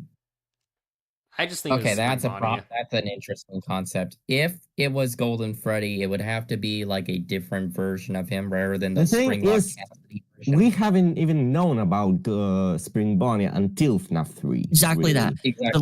The layout, the strongest Golden Freddy argument is FNAF 1 and 2 are very clear the suit would be Golden Freddy. Even in FNAF 2, you have a picture of Fredbear luring a kid at the new and improved location. And you also have the suit appearing. Golden Freddy mainly starts to only appear when Ralph mentions the spare yellow suit in the back. That is Golden Freddy's kind of night. And that's also where the Shadow Freddy thing appears. Same model, inverse, stuff like that. And not only that, I think, based on what we know now, the suit that is there is not Springlock anymore. As by the time that all went on, I think the endoskeleton would have been removed. So all William would have been doing is just hopping in an empty suit and wearing it like an actual mascot. And we see the Golden Freddy suit sometimes in the Save Them immediately disappear or whatever. I think it's just like Golden Freddy, while the suit in the back isn't that same exact character. Because I think there's multiple Freddy suits. You know But what? it's interpreted in a sense. I think the yellow suit that Purple guy used might be the retcon because maybe Scott originally wanted it to be Golden Freddy, but then in FNAF 3 he changed it to Spring Bonnie, but nobody really noticed it because they just assumed that that was the plan all along, and everybody just went along with it, and maybe that's what he meant by nobody really noticed the retcon. The reason I disagree with that is that most people did think it was Golden Freddy during 1 2. Exactly. And I think in FNAF 4, I'll be very controversial. I do think that game supports it as well, but that's a different discussion. In the Silver Eyes, which was written during after FNAF 3, during FNAF 4's development, Scott had William use Fredbear for the first kid, Michael Brooks, who's Golden Freddy. And then it doesn't really say if he used Spring Bonnie for all the other kids, but it's implied he definitely used Spring Bonnie for some of the kids after that. So it is confirmed. He's a confirmed troll. I just want to say, there is such a small gap between the release of 2 and 3 that I think it's possible that during 2, Spring Bonnie could have been something on Scott's mind. I think Shadow Bonnie was meant to foreshadow him. I agree. Yeah, In a that way. makes In a sense. way. The fact that Shadow Bonnie has a toy Bonnie model it bothers Yeah, me why? too much. Yeah, why It is just why bothers is he me too modeled much. after the think he game, did that a because- character, a game? He Like- what? I think the Because- idea is that he because of didn't this- have a Spring Bonnie model, so he reused the model. But that's why in FNAF 3, in the minigame, right, in that Stage 01 glitch one, is that the Shadow Bonnie model is purple and close to the Spring Bonnie rather than Toy Bonnie. Mhm. Well, it is purple because the background is black, but yeah.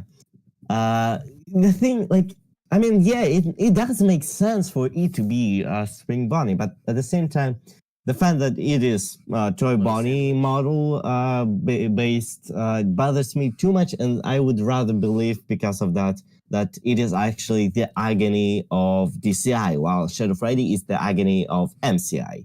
Because Shadow Freddy is based on the original Freddy, while Toy Freddy is based on Toy Freddy. So Shadow Bonnie. What's Shadow Bonnie is based on. The thing that Congress makes me think that Shadow Bonnie stemmed from the MCI as well is that in Stage 01, which hasn't, because mind you, in I know Free, what you Follow Me, Shadow Bonnie's black, and you can still see him in the black background. Yep. So I don't think it's because black background, but in that minigame is starts in Stage 01, which depicts some type of murder. The kid goes missing, and in that minigame, you one is Fredbear In off the theory. stage.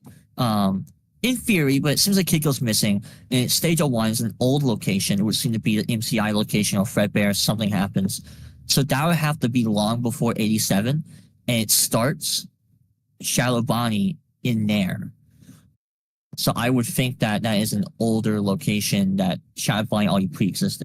I think Stage 01 is probably just the Fredbears we see in FNAF 4, and that and we see that toy animatronics toys exist. So Shadow Bonnie is kind of like. Speaking of Shadow Bonnie, interestingly, I think Shadow Bonnie by himself, not as the creature we see, but the character himself is an actual mascot, because first of all, in the Fazbear Frights, we see that there's a mini game with Shadow Bonnie where he is treated as just one of the characters of Fazbear Entertainment rather than strangely just a black version of Bonnie for some reason instead of blue. No, everybody treats him as just as another mascot character. And then in Fall Fest, we see cutouts of Shadow Bonnie, like if he again is an actual mascot. Yeah, why character. is there a Shadow Bonnie cutout in Security Breach? Well, it's in Curse of Fredbear as well, so... I think And Fazbear in just the knows about the shadows. How? Theoretically, They know about knows everything how- else. How did I know about the It- it- phantoms? Okay, They know about the the phantoms. Fazbear in the new lore knows about FNAF 1 to 4, Sister Location, and FNAF 6. Like what? They know They know about all of that. Nightmarian. They know everything. They just... I They have just- my theories the for like FNAF how they expire. do, why that is, but on a Because- baseline, ignoring all speculation, they know everything. Wait, not only do they Yeah. know about Nightmarian, but they know about his UCN lines as well. Yeah, that is the most confusing thing. Like that doesn't make sense. That actually doesn't make sense. My- It's like my the fir- FNAF 6 Maybe fire. some people just survived the fire. If the FNAF 6 fire was like it was like a wave, the smoke was actually omniscient, and then people huffed it all, and they got like they know everything now. I think some people just survived, but For you're real not ready question. for It that. huffed You're not with ready. fire. They have the fire of omniscience. My The personal real question opinion is- on Nightmarian is that it's actually the new Fazbear Entertainment from Security Breach original character that they created just to put into the VR game that isn't based on anything that came before, and that's why it's kind of canon, but not That's true. entirely. Yeah, yeah. So, like, they made that It, stupid. it help did not punch. ever exist Made it in have to. reality, but like the It exists Parasol, in fiction. the Parasol Studio decided to, well, we don't know what kind of characters he would be, so we have only just this Nightmare Forever think that it's based on this old journal of an old security guard we found. So let's just make up a new nightmarish character. See, we have this creepy-looking puppet. Let's use it and make this original nightmarish character to crawl around in the bedroom of this random location we found a really long time ago, or something like that. All right, guys. Unfortunately, I have to go, but it was fun while it lasted. I will see you guys in the next stream. All Have a right. good, Bye, have a everyone. good name. Bye, No chat. See name. ya. I'm going to enjoy FNAF 4. Have a FNAF good 4 is going to day. be real Yeah, FNAF 4 is going to be FNAF so 4. fun. That's going to be great. Oh, boy. I can't wait Oh, for I'm that. ready for that because I know I'm going Yeah. to be against everyone here. All You right, bye, probably, chat. you Bye, probably will be everyone. the most against everyone. It's probably going to be me versus everybody because I have a very specific interpretation. Oh, no. You underestimate. Trust me, it'll be Oh, Jazz we'll see. versus the rest of Uh, us. Yeah, I feel like it will be. All right. I'll let Bye, you everyone. Bye, guess. chat. I'll let You you have a guess. good night. We'll just leave hints for now. I won't spoil the fun. Okay, thinking about what I was thinking. So, if we look at FNAF VR, only FNAF VR, it's interesting how the only nightmares really that we see, if we disregard the Fredbear DLC that came later, the only nightmares we see in the base game was the Nightmare Fredbear, who is documented on a journal of a night guard, aka the survival logbook where Mai drew him. And the only other nightmare animatronic we see is Nightmarian, who is not really canon, as said by Scott. Like, it's canon, but not entirely somehow. And like, we don't know exactly how it is canon. So perhaps it's just not really, it never was canon until FNAF VR. Which Scott actually, like, I think Scott did contact the Stillwell while they used sound making or something like that. You're talking about kids like Nightmarion, right? Yeah. What? Yeah. I guess that makes sense. So, like, it's just interesting how Nightmare Fredbear, who is the only documented animatronic as far as we know, because of the logbook, is the only confirmed canon nightmare in the FNAF VR base game. It's just very Okay, I'm back. interesting. I got food. Oh, so you did not hear everything that was said. Sorry. I had to get my food. So, it'll just shorten it. So basically, I think it's interesting how Nightmare Fredbear is the only confirmed Nightmare animatronic that is the only documented Nightmare animatronic in a logbook. That is the only confirmed animatronic, Nightmare animatronic in FNAF VR base game. Oh yeah.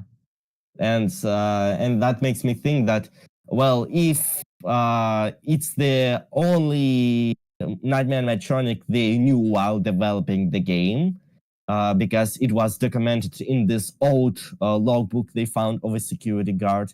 They used that design to recreate it.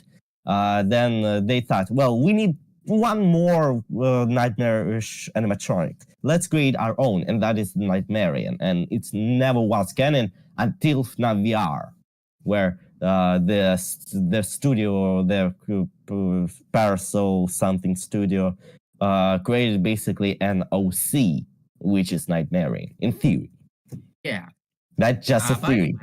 I mean, that's just the explanation for Nightmare On. They're a character from the VR game in canon. No, they do exist in UCN, which means like they connect, like William had something with them, I think. Yeah, but are they There were canon? just some non-canonical characters in They UCN. are in UCN, but are they canon in the story of UCN? The way I see it is that they are canon, just like Nightmarion was not a character that Mike was facing during the gameplay. But it doesn't mean Nightmarion didn't exist elsewhere in the lore. It doesn't mean it's a character William did not create in some way. I mean, It's just not something that was being used that was there in the actual gameplay. that's possible. We go back to FNAF 2. Yeah. Yeah. One thing to go to, I think really cool to ask is, I'm also like the list here, but a good one is, everyone agrees that Foxy Go Go Go is about the MCI. Save Them is about the DCI.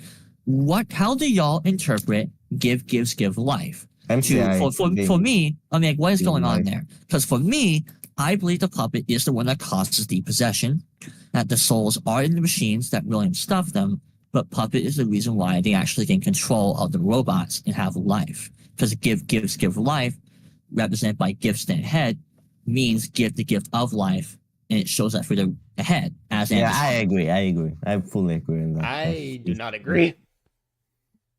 That's the only explanation that kind of makes sense to me, because like we definitely know that purple guy stuffed the bodies into the animatronics in all universes. But then what does the puppet minigame show us? Well, probably that puppet was somehow involved in the at least possession of giving life to them. Maybe she was not the one who put them into the suits, because that was the purple guy, but she was kind of involved in bringing them to life.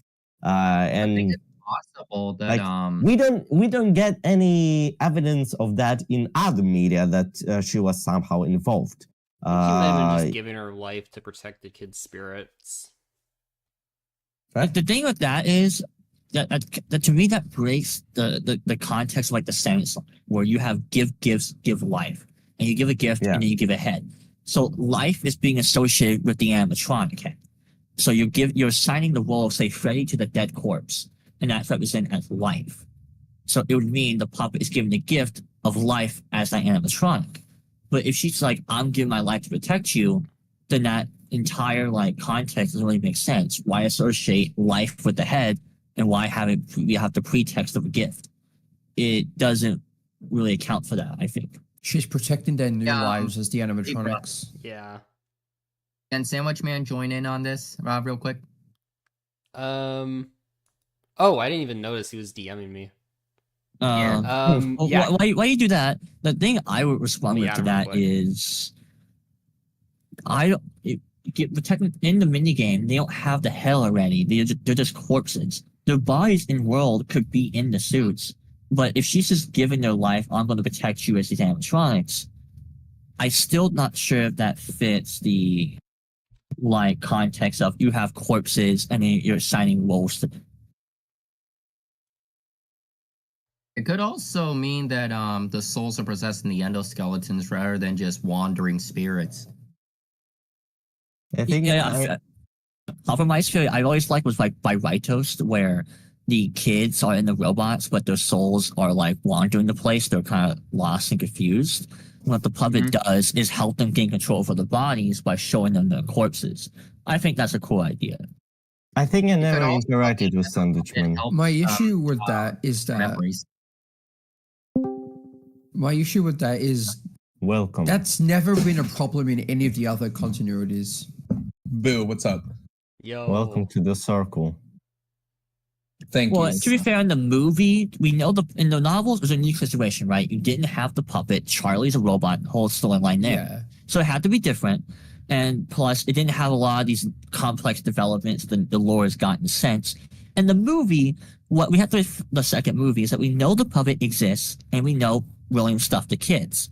FNAF 2 is obviously going to lore dump the puppet. So we're probably going to see what the puppet's role was with the kids before everything happened. So that would likely provide clarification. But so until then, I think the examples we have is just the novels where there wasn't a puppet. So you could argue that things were a bit different there. While in the game lore, things have evolved far beyond just that. Yeah. I think the second movie will give an idea of like how William can stuff the kids, but how Puppet gave life. Well, another thing to add to that is in the movies, and I think even in the books, Afton has some sort of control over the animatronics and the ghosts. I think that's pretty clear. Yeah, but like obviously. in the games we don't really see that, so maybe Puppet is I involved. think it can apply to the games. There's not think it much is in the evidence for it, games. but I think you could infer that I think in the games there's like a tug of war type thing where the puppet is the shepherd. She does lead them, and she has influence over them, but also William does at the same time. It's pretty. I I feel feel like like it's that's pretty probably gonna be implied the in same the thing. Silver Eyes as well that he has the influence. There Yeah, is that's why I a said- related leak in the FNAF 2 movie to the puppet, but again, I don't think I should say it here because even though let's it's There's a not lot talk of about people the who will leaks. not want spoilers. I don't think we should talk about the leaks. Only talking about They- official news. yeah. It's really hard because like talking about FNAF 2 when there's a lot of leaks for FNAF 2 movie, which are not confirmed but are related to what we are talking. I get you. I know all of them, but Yeah. Oh, I know what you guys are talking about. So I think the second movie will confirm what's going on with the puppet. The Well, novels were a we unique hope. situation where you didn't have the puppet, so things were a bit different. Do you think the puppet is behind the possession? The puppet behind the possession.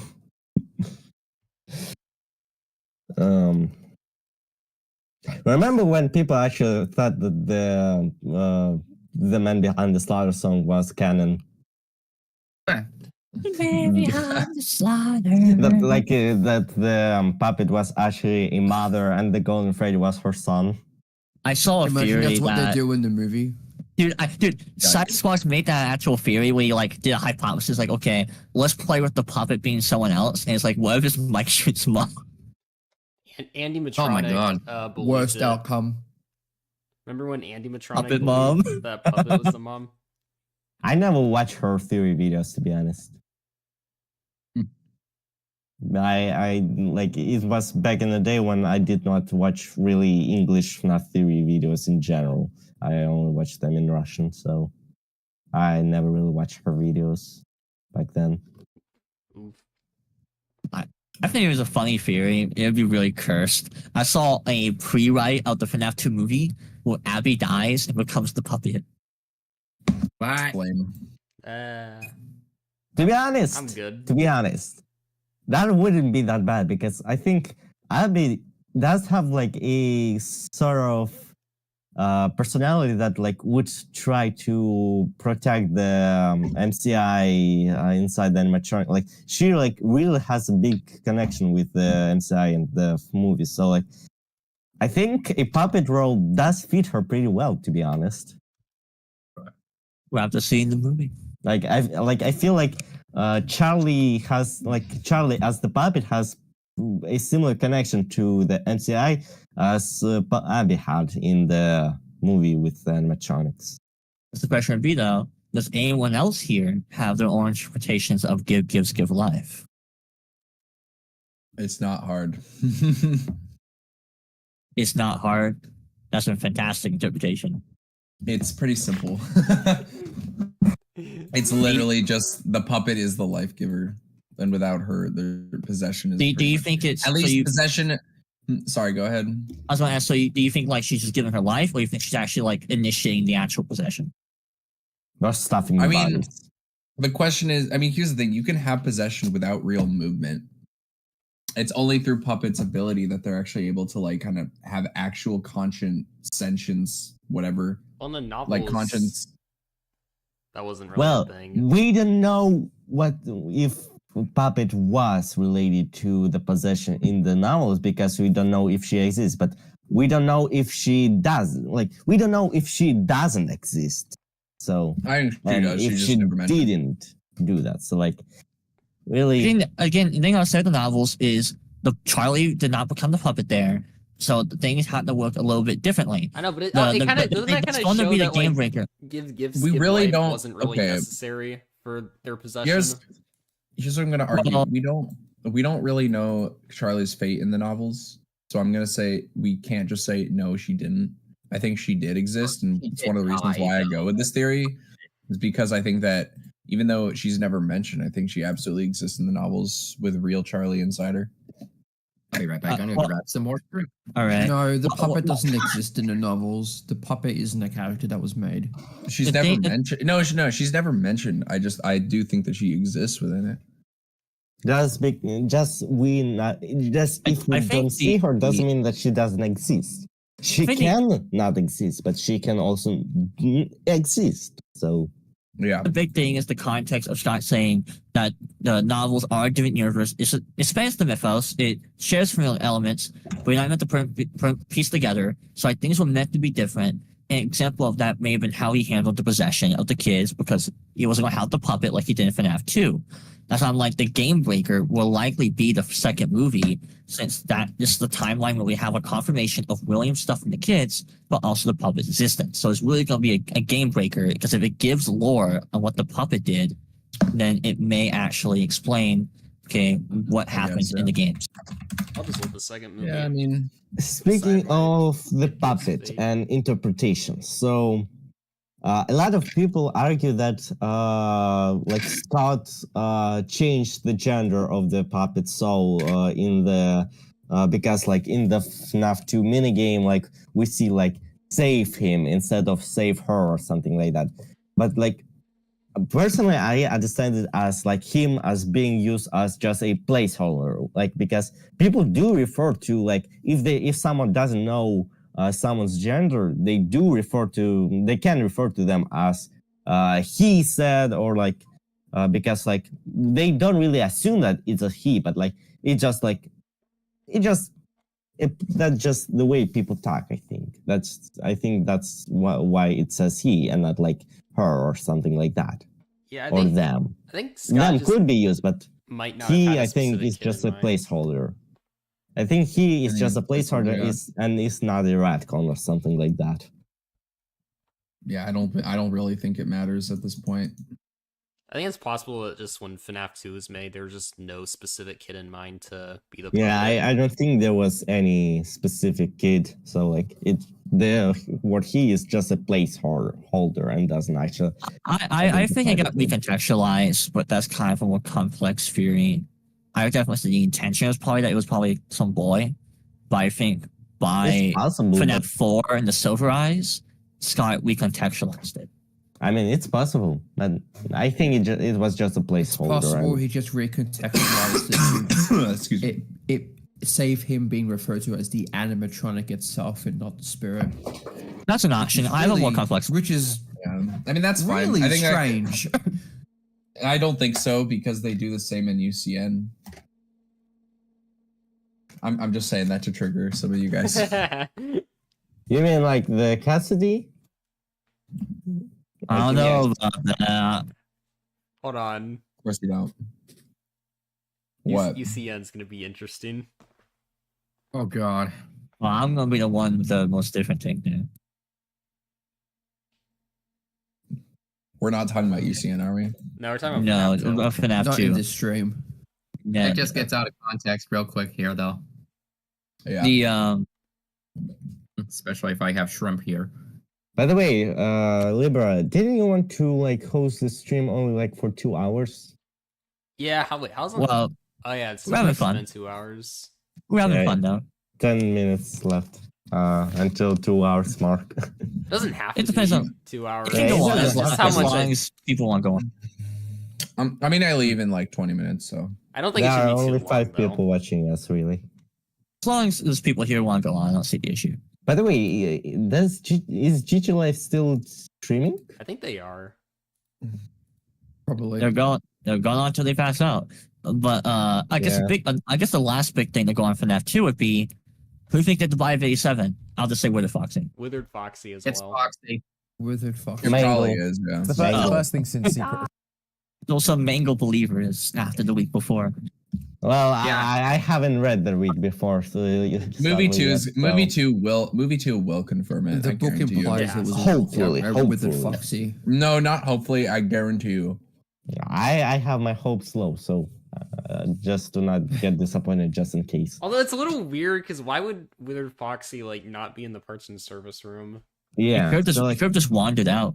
He walked out. it makes much more sense for Mangle to accidentally or purposely bite a kid, or even an employee, while she was an is being employee. dismantled or That would have something like attacked that. an employee. I have a question. Before the week before it came out, was anyone here Toy Chica 87? No, No. never. I mean, that That's one neither. image that was posted of like Well, how I was a biting Mangle into believer, someone, okay? That was I pretty was interesting, dead but- set of Mangle.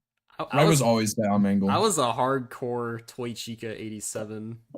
Nah. Look, I think the idea is Yeah. that in You're wrong. FNAF 2, Foxy runs down the hallway and jump at you. So what he could have done is, since poor guy was recently there, he could have seen Jeremy in the purple uniform, something like that. They're like, die, runs across the pizzeria, jumps and bites him.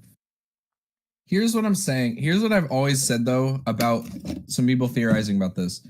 People always think that it was a child who was bitten, or some people thought that it was a child who was bitten. No, it could have been any employee back there. We know that they're being used for parts. We know employees have gone back there. I mean, There's a lot of people theorize that. I feel like more people theorize that it is Jeremy than it being a kid. I always thought it was The Jeremy. week before, did too. it was Jeremy, I think. Yeah, I know. It I was know. But there were definitely Jeremy. I agree with you, but there's a lot of people who were like, it has to be like, I don't know, like a child, because like, I don't know why else would they shut it down or whatever. The There was never They the still bit implication of off that. someone's frontal lobe right. in front of like a bunch of customers. Yeah. The other thing also that people I mean it really always was between Wither Foxy and Mangle, because I've never thought that it being Freddy was ever convincing, because the people are like, oh, it has the handprint, someone trying to push it back. No. Does Freddy in FNAF 1 have the same head as the one in FNAF 2? No. So that's just implausible. So it was always between those two, or three technically. But the I think in theory is retrospect, it was always pretty different. obvious what to be Foxy, because FNAF 1 had like Foxy's out of order. Why is he out of order? Yeah, And also, like, you gotta think about it. Scott If we must have just had, go Scott would have only had an by idea in that one, game, right? yeah. This character did the 587. He said he only did one retcon. So if it was a toy, it would be a retcon.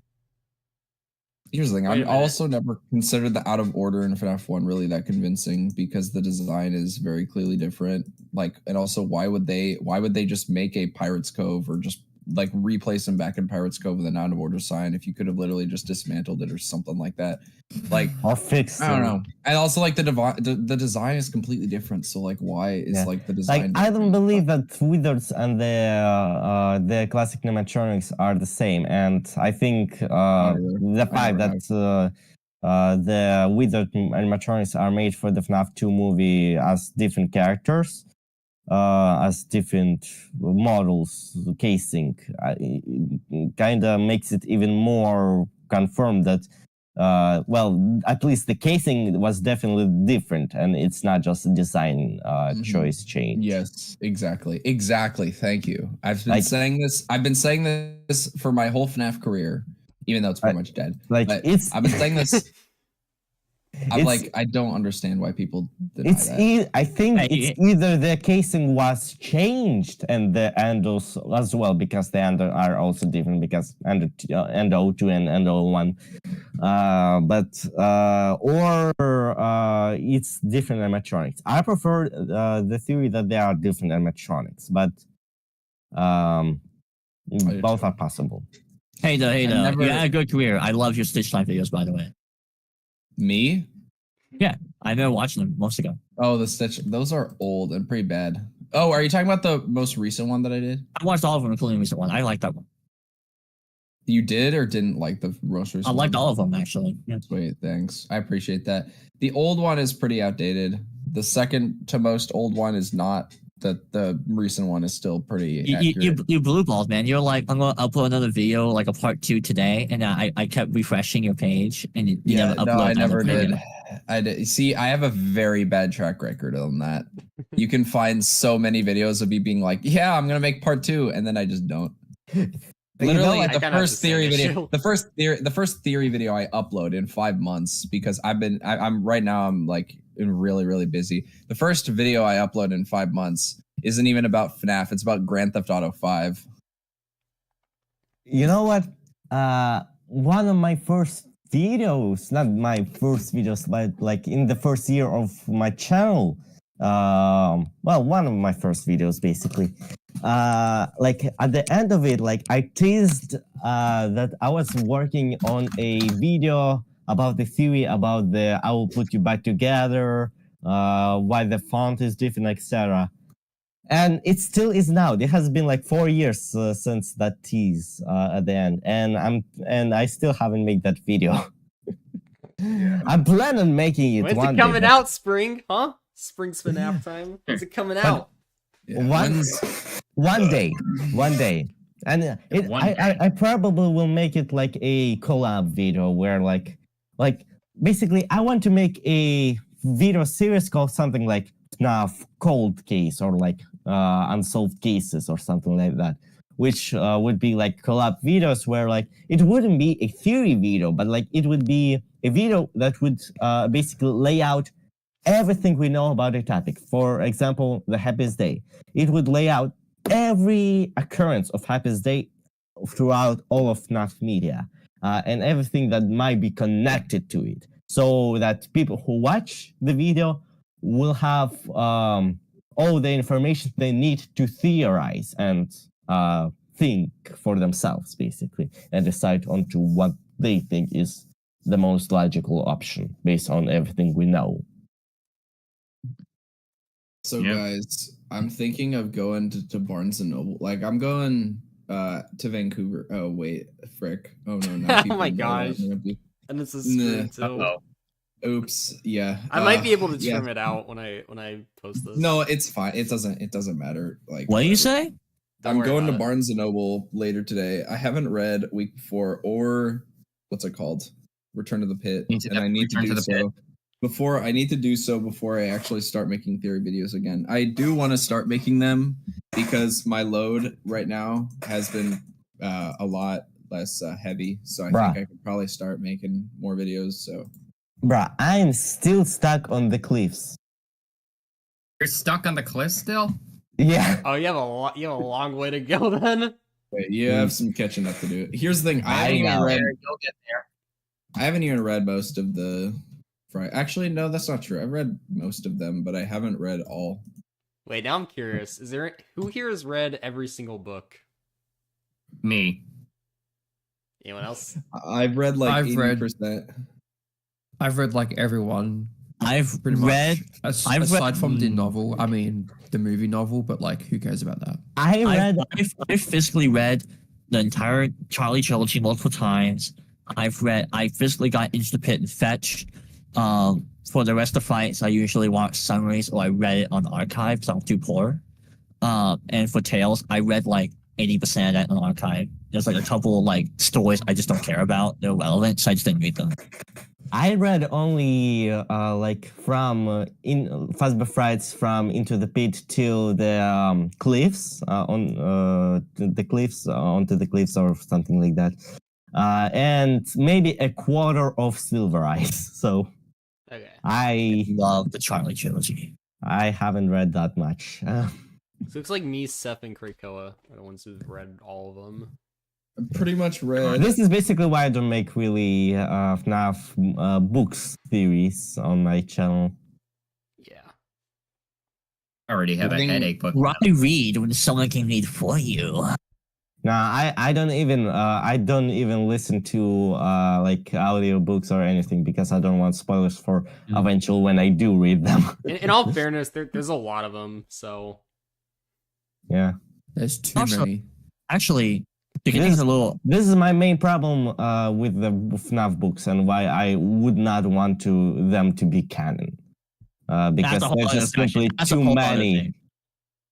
that's a Which whole lot of ones? discussions next There's a whole lot time. of discussion. It'll be- I think a way to get back on track. I think we Talking mostly about FNAF covered. 2. I think I we. think we covered most of FNAF 2, since most of us, the ones who are originally here, are staying for a while. We could probably go into FNAF 3 Yeah. and get stuck into that. I feel like FNAF, like I feel like we should leave FNAF 3 for the next time while we try to stretch FNAF 2 until we won't have anything to talk about and finish the stream. We I think we could. covered Another everything thing about is, FNAF I 2. feel like I FNAF mean- 4 can just be completely just its own thing. Yeah. Well, the thing is, Yeah. for Code, you're lying in his title. He'd be clickbaiting if we didn't talk about 3. Oh, Yeah, well, yeah. Right. Yeah, let's talk about 3. You're right. I did Yeah. put in the To title viewers. FNAF 1 through 3. to be fair. So, But you can change about the title. FNAF 3, I guess phone calls. Anything special about the phone calls? Anything special? Not Oh really. boy, I've heard them so many times. Dear God. Okay. I The can safe like room. The most interesting thing about FNAF 3 to me is actually the changing posters. Yeah. Oh, that's cool. Yeah, I think behind. William doing that. I actually William, the William organizer. going around and changing all the Freddy posters to Spring Bonnie posters, right? Like, Actually, I think I know a good way to. this is my persona. This is my favorite persona. Don't look at those stupid bears. This is the best thing ever. Fazbear's Freddy is alive That's true. with his own I living. think actually a good way to organize going to FNAF 3 is we first answer something about the gameplay before we get into the mini games. So kind of going backwards on your list, Libra, who does everyone here think the player character is? I think I'm going to be the only outlier, but I want to hear everyone. Oh, no. Michael frickin' I think it's Afton. most likely Michael. Fair, Yes, fair. please. I mean, Don't- fair. I'm going to say it's Does Afton. anyone, here's the thing. Is there anyone in this chat that says Hudson? I think it's Henry. I thought you were about to say I'm Hudson. pretty sure that isn't that debunked? The No. Henry theory. I mean, that would be interesting, but I don't think so. It's not debunked, but it most likely. I is. don't really know what to believe, but like, I think like the fact that like Michael says, I'm gonna come find you," and then we see the burnt. I've Phasma always, Fright. yeah. It's either I've that always seen that as showing that Mike it's wasn't either the guard. hinting, it's either hinting that it wasn't the guard, and he's talking about going like finding him in FNAF 6. Or maybe it was hinting that he went finding to Phasma Frights, and this is the result of what happened. But like, The reason why I think- disagree with Yeah. that one is that I I think think the it's time fair. frame is that this location is happening around the time of Free, and that he's basically meant to foreshadow the eventual reunion in FNAF 6, not in FNAF 3. Just the general like framing up the cutscene. to be And fair, like, to me, I maybe- think the reason why it's Henry is kind of like there's no direct like smoking gun thing where it's like this is Henry, but it's also like leading into FNAF 6. I think the Henry insanity speech follows FNAF 3. This is where 2023 is when Henry begins his plan. It comes after FNAF 3. He figures out what's going on.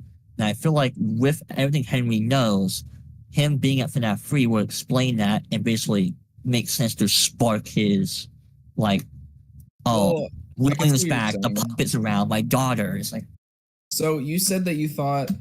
I just kind of want to chime in. Do you guys want to know why I think that it's like pretty close to impossible for FNAF 3 to be close to sister location timeline? Yeah, go for it. It's because specifically he says they were right where you said it would be. Again, you're telling me that William made an instruction somewhere, like what, 30 years ago? Or what, however long he's stuck in there? Like, you can't communicate with Michael if he's stuck behind a wall dying. I just think Springtrap sent a message to Michael after FNAF 3. He doesn't have to Ah. physically meet him. So okay, so you think that a sister location takes place after 3? Yeah, I guess a good way to put it is like a very similar other universe example is you have that note like in Poppy Playtime where like the character gets a note, like a letter being like, I'm here, we're still here, go to the factory. It's like, I mean, sister location after 3 is definitely one that I haven't heard before. That's interesting. I place the gameplay for FNAF 4 right after 3, and after FNAF 4's gameplay goes into this location. Got it. I mean- so That's more plausible, I think, than it being before 3. I don't have a strong take on who is the night guard at the FNAF 3 location. Like, I feel like it can be anybody. Like, because like in FNAF 3, there's nothing really that points at it. So like, it can be Hudson because of the Phasma Frights. It can be Michael because of I'm gonna come find you. And it can be Henry because I mean there was a fire at the end, and that was Henry's plan in FNAF 6, so that kind of fits. So But like, Henry thinks, let's let's try the fire again. yeah, I mean, that would be dumb in that. Henry is smart, but he's also kind of dumb, right? He takes the fire plan, he refines it to where they're trapped, right? There's no escape. But at the same time, and the guy's blueprint is like, it might neutralize Remnant. He doesn't even know if the fire is going to burn it away. Yeah. Yeah. He's like, I hope this works. Yeah, there's a reason why I was like and then really, really mad when they revealed that Afton basically wasn't coming back in You know, New I Trilogy, still because I believe he always is. thought I still kills believe he is. himself in the process. So he doesn't I would. even Here's the thing. verify if it works. I would love that to be the case, and I'm still hoping for that, sorta. But You know, the problem with it is you have a lot of Glitch people. ball. You have a lot of people who, first of all, hate it, but I don't understand. It's so dumb to me. You have what's it called? You have William in fire. FNAF 3 doesn't work. 6, it works this time. That's just stupid. Like, are you kidding? Like, sure, it's like a fun ending that they're all there dead, but it's just I never liked that. The one difference, I guess you could argue, is that in FNAF 3, William wasn't trapped in the building per se, while in Pizza Yeah. Sim, Then he was why- stuck in so, a labyrinth okay. that he wasn't able to get out of during the fire. Okay, then let me ask you this: why did he never leave for 5 days in FNAF 3? Then You know if he what? wasn't trapped? I've been thinking about the same thing. And do can not I have an comment answer. on this? Like, So, seriously. my comment, like I want to comment on all of this. And it is related to how people used to theorize back in the day. So, I sent an image in the chat. So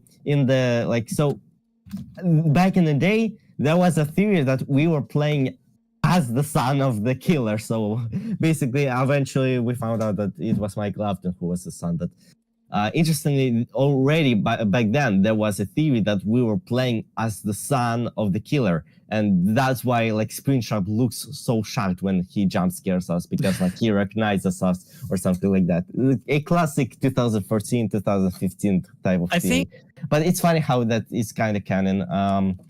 And it was clear that since we see a boy in a green shirt in almost every game, then probably that is the son of the and since like we see that there's a boy in a green shirt during the night in the Mangle mini game, then that means that he's the son of whoever works there, and the only person we know who works there is the purple guy, so he is the son of the purple guy, and we play as him. But anyways, so that's one of the old theories. And again, that's kind of why I like the Michael Afton theory, because that kind of fits into the old theories. What but if you're playing as the pink guy? What if you're playing as the pink guy? You know? You're playing as the pink guy.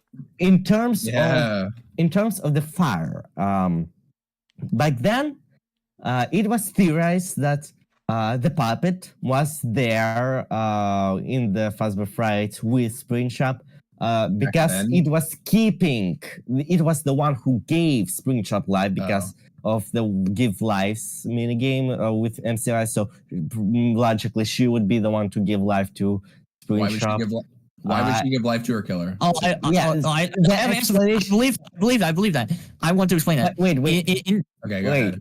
Go ahead. Let me finish first. Go ahead. So it was back then theorized that she was the one to give life because she wanted him to feel the pain. She wanted to make him rot they rotted for 30 years, locked away in an animatronic body. So like he would feel their pain basically.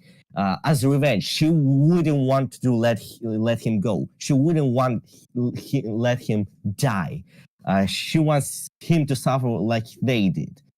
Basically, she was the vengeful spirit, and that's why she was in the FNAF 3 Fazbear Frights, because she was keeping him alive. She was there, just like right now Cassidy in the newer stories is, to keep him alive, to not let him die. And it was theorized that Springtrap was the one who started the fire, either by being an animatronic who is a broken animatronic, and as we can see multiple times, they cause some type of light shenanigans where things go very wrong. So like in FNAF movie, we see the whole building getting broken just because of how when he was getting Springtrapped, and like the animatronics around him was probably causing that their anger. So like it could be that he that way caused the fire. in attempt to free himself from this suffering. But then we see a newspaper with him in the background, kind of hinting at us that he is still alive, that his plan didn't work, and he is still trapped in his body. And the puppet is logically still alive too, and we will see them in a future game. And because they were the one who keeping alive. And if Springtrap is still alive, then the puppet is also still alive, because they would never let him rest. So basically, in that theory, like, I'm shocked by how all theories kind of end up being true, with Cassidy or Andrew being the vengeful spirit and doing pretty much the same in UCN. So, and I love those old theories, basically. And like, I miss old theories. I agree. If it wasn't for the fact that William likes being Springtrap in the novels, I would still believe that it was Springtrap who started the fire. Yeah, I mean, here's the thing. I think that already just has a problem by 6. I actually still believe that till this day. Okay, William so started the fire on himself. Oh, I think William started the fire, but like, I still believe that the kids, or particularly Puppet, kept William alive.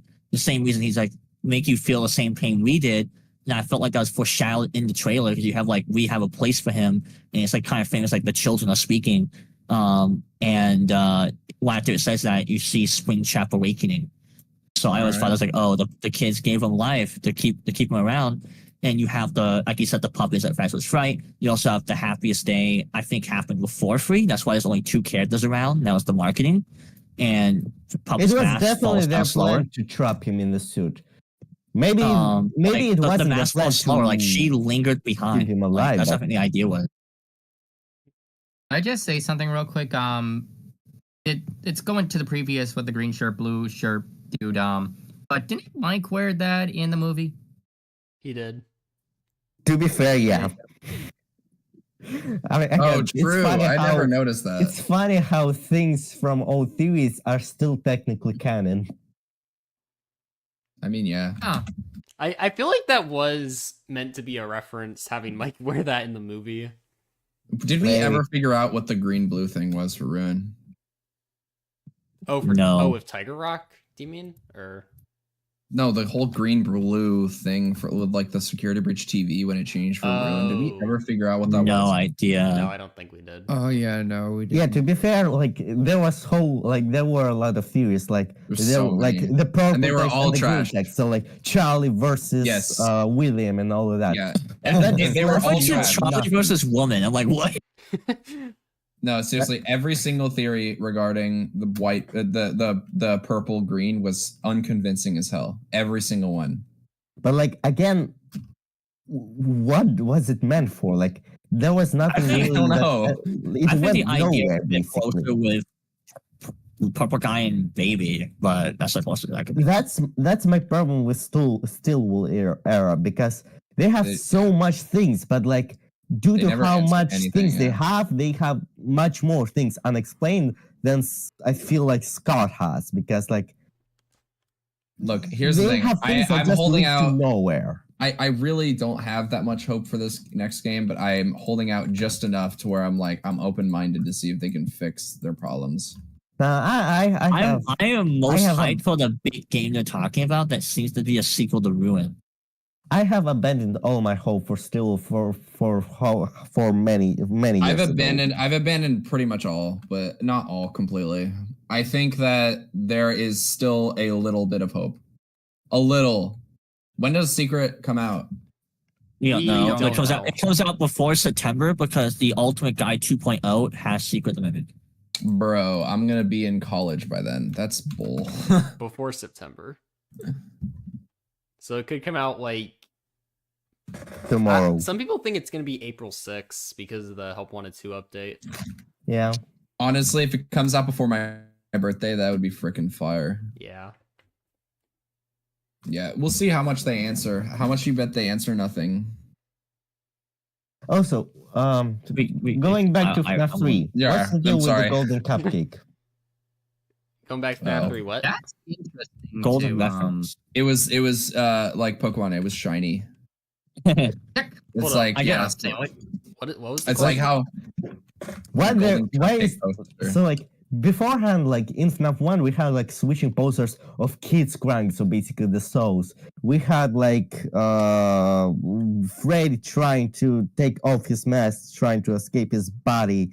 We had this newspapers, and now we just have a golden cupcake. I really don't think it has any lore relevance at all. Do you think do y'all think the Shadow Freddy slumped Easter egg has any relevance? Nope. That is actually not Shadow Freddy. That is just Golden Freddy in the shadow or something like that. I remember people saying that. Call it Shadow Freddy. I'm pretty sure. Maybe I I'm think wrong. I'm pretty sure that is might Shadow be Freddy. interpreted It is. to be like originally part of Fredbear's, maybe like Spring Bonnies or whatever. We don't know for sure, but it was definitely a golden cupcake. So I'm wondering if it's, and with all the interpretations with like Spring Bonnie poster and everything, I'm wondering if that's the case too. Like considering that it appears along with the golden, the only posters that change are the golden cupcake and the Spring Bonnie posters.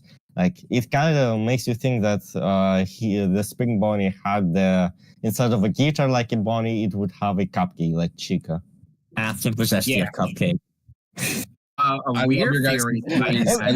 Here's the thing. I love your guys' theories on stuff that have absolutely no lore relevance. Yeah.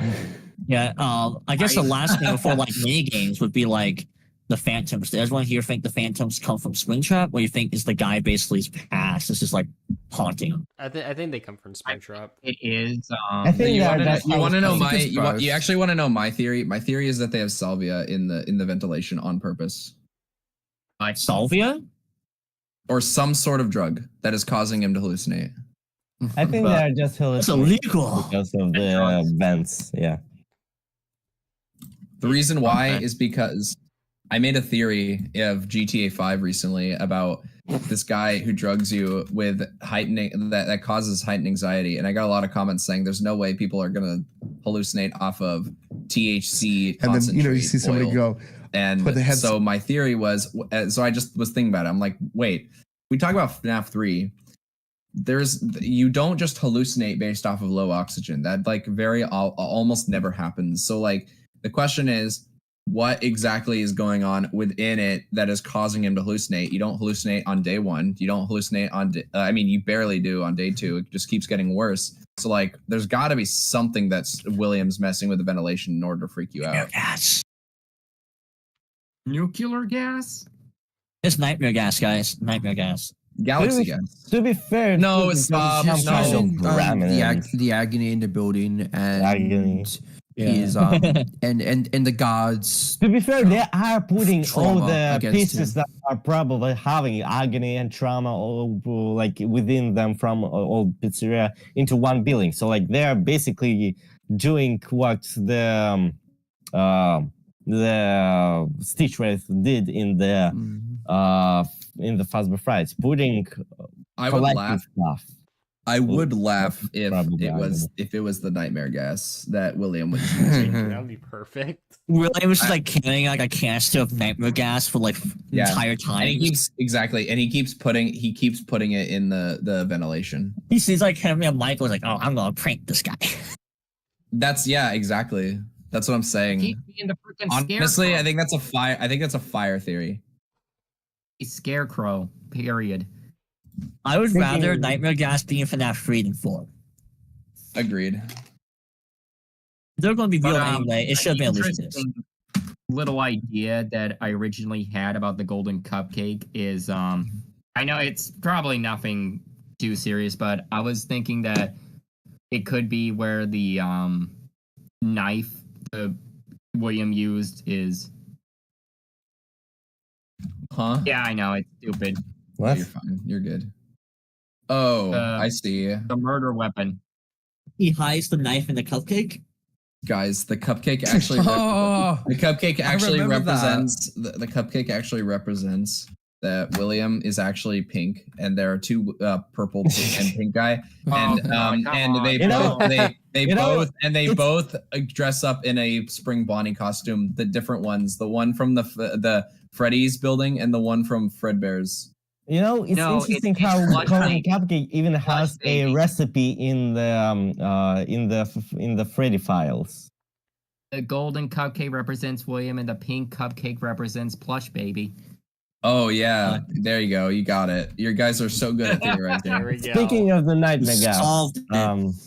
it kind of made me think of this drawing I did something like back in summer of Nightmare Bonnie. And like blue gas. A nightmare gas. Yeah. The blue goss. Like I even added like event down like in the bottom left. That For the gas. reminds me. You guys want to know something? Never mind. This isn't FNAF 3, and I leave in like 8 minutes. So Okay. I could Guess tell you. continuing on, we should Let's talk go back, about yeah. one of the most infamous mini games. Besides the happiest day mini game, but follow me. Follow Now, me. Yeah, Then you'll see. Follow, Yeah. Follow, Copyright. follow. guys, it's actually Max and Follow Me. I have an idea. Let's finish Follow this. Me. Follow Me was, I think, interesting in that a lot of people now interpret with like a one MCI lens, while I still interpret with the lens of when it was at the time. And like I don't think you were here sandwich man. When I said I think the FNAF 2 nightmares were meant to foreshadow Follow Me, as I think they're William's nightmares. Yeah. And William goes there with the intention to dismantle the animatronics, so he thinks the kids are going after him to hide up evidence. And I think that's James what happens. He goes there, and Shadow Freddy is seemingly helping him, but I don't think he actually is intentionally helping William. I think ultimately is working against them. It even says in the ultimate guide that he's helping the kids, and I think that is reliable. And Wait, I think the AI for it, I'm pretty sure, is the exact same as the puppets from FNAF 2 Save Them, leading the kids to a designation to Purple Guy. And what Shadow Freddy does is he gets them dismantled by leading the Purple Guy. It frees the kid from the endo, which now allows them all to scare William and chase him at the final minigame. Basically, a double cross. So I think that's what's going on there. And I don't think what inside happened to all during Follow Me. I have an idea. what about Henry's message about he lured them all back? I And interpret he that says- in a I feel like that is just Henry misinterpreting. I the interpret that as what Henry's talking about is he took what William did is after he got spring locked and after FNAF 3 basically okay. Context. Here's what I said gotta. earlier- Can I just? Yeah, add you go. something real quick. Yeah, I just gotta add something. This is just something I really want you guys to keep in mind when it comes to Scott or just anyone in terms of a creator trying to reveal something. You have to understand that even if you can somehow make an in-universe explanation for it not being the case, a narrator like Henry in a secret ending like that is supposed to give you some sort of secret information. Him just misinterpreting is just not that. Yeah, It's just not something that I I don't- guarantee you Scott does not have. Yeah, I don't think I don't really misinterpreting. like theories that like rely on a character misinterpreting something. Yeah, I feel like I'm it's- sorry. I don't mean that again, like to put down your guys' beliefs. I just want to. I don't think it's I mean, misinterpreting. it definitely the means way that. I'm interpreting it is that since I believe the original intention was that happiest day happened before FNAF 3, that's because, Marky was all like, only Springtrap remains, only one remains, I remain, I'm still here. And the secret is the puppet's still around. You see that in the gameplay, you see that for the mask. So happiest day already happened. And I think that's meant to happen around Follow Me, because that's when you get the good or bad ending. That's what all the hints are for happiest day. So what we learn in the modern lore is based on the Frights books, is that happiest days are not a you go to heaven part. It is Jake goes in, he sees the memory, the bad memory, and he alters it to be good. So that now, say, Millie is living in that good memory. Her soul is at peace in that memory. Well, I think that's what we're meant to apply that. And so what Charlie does is she puts the kids in a happy memory because they're at rest, they're not in heaven. They didn't go up.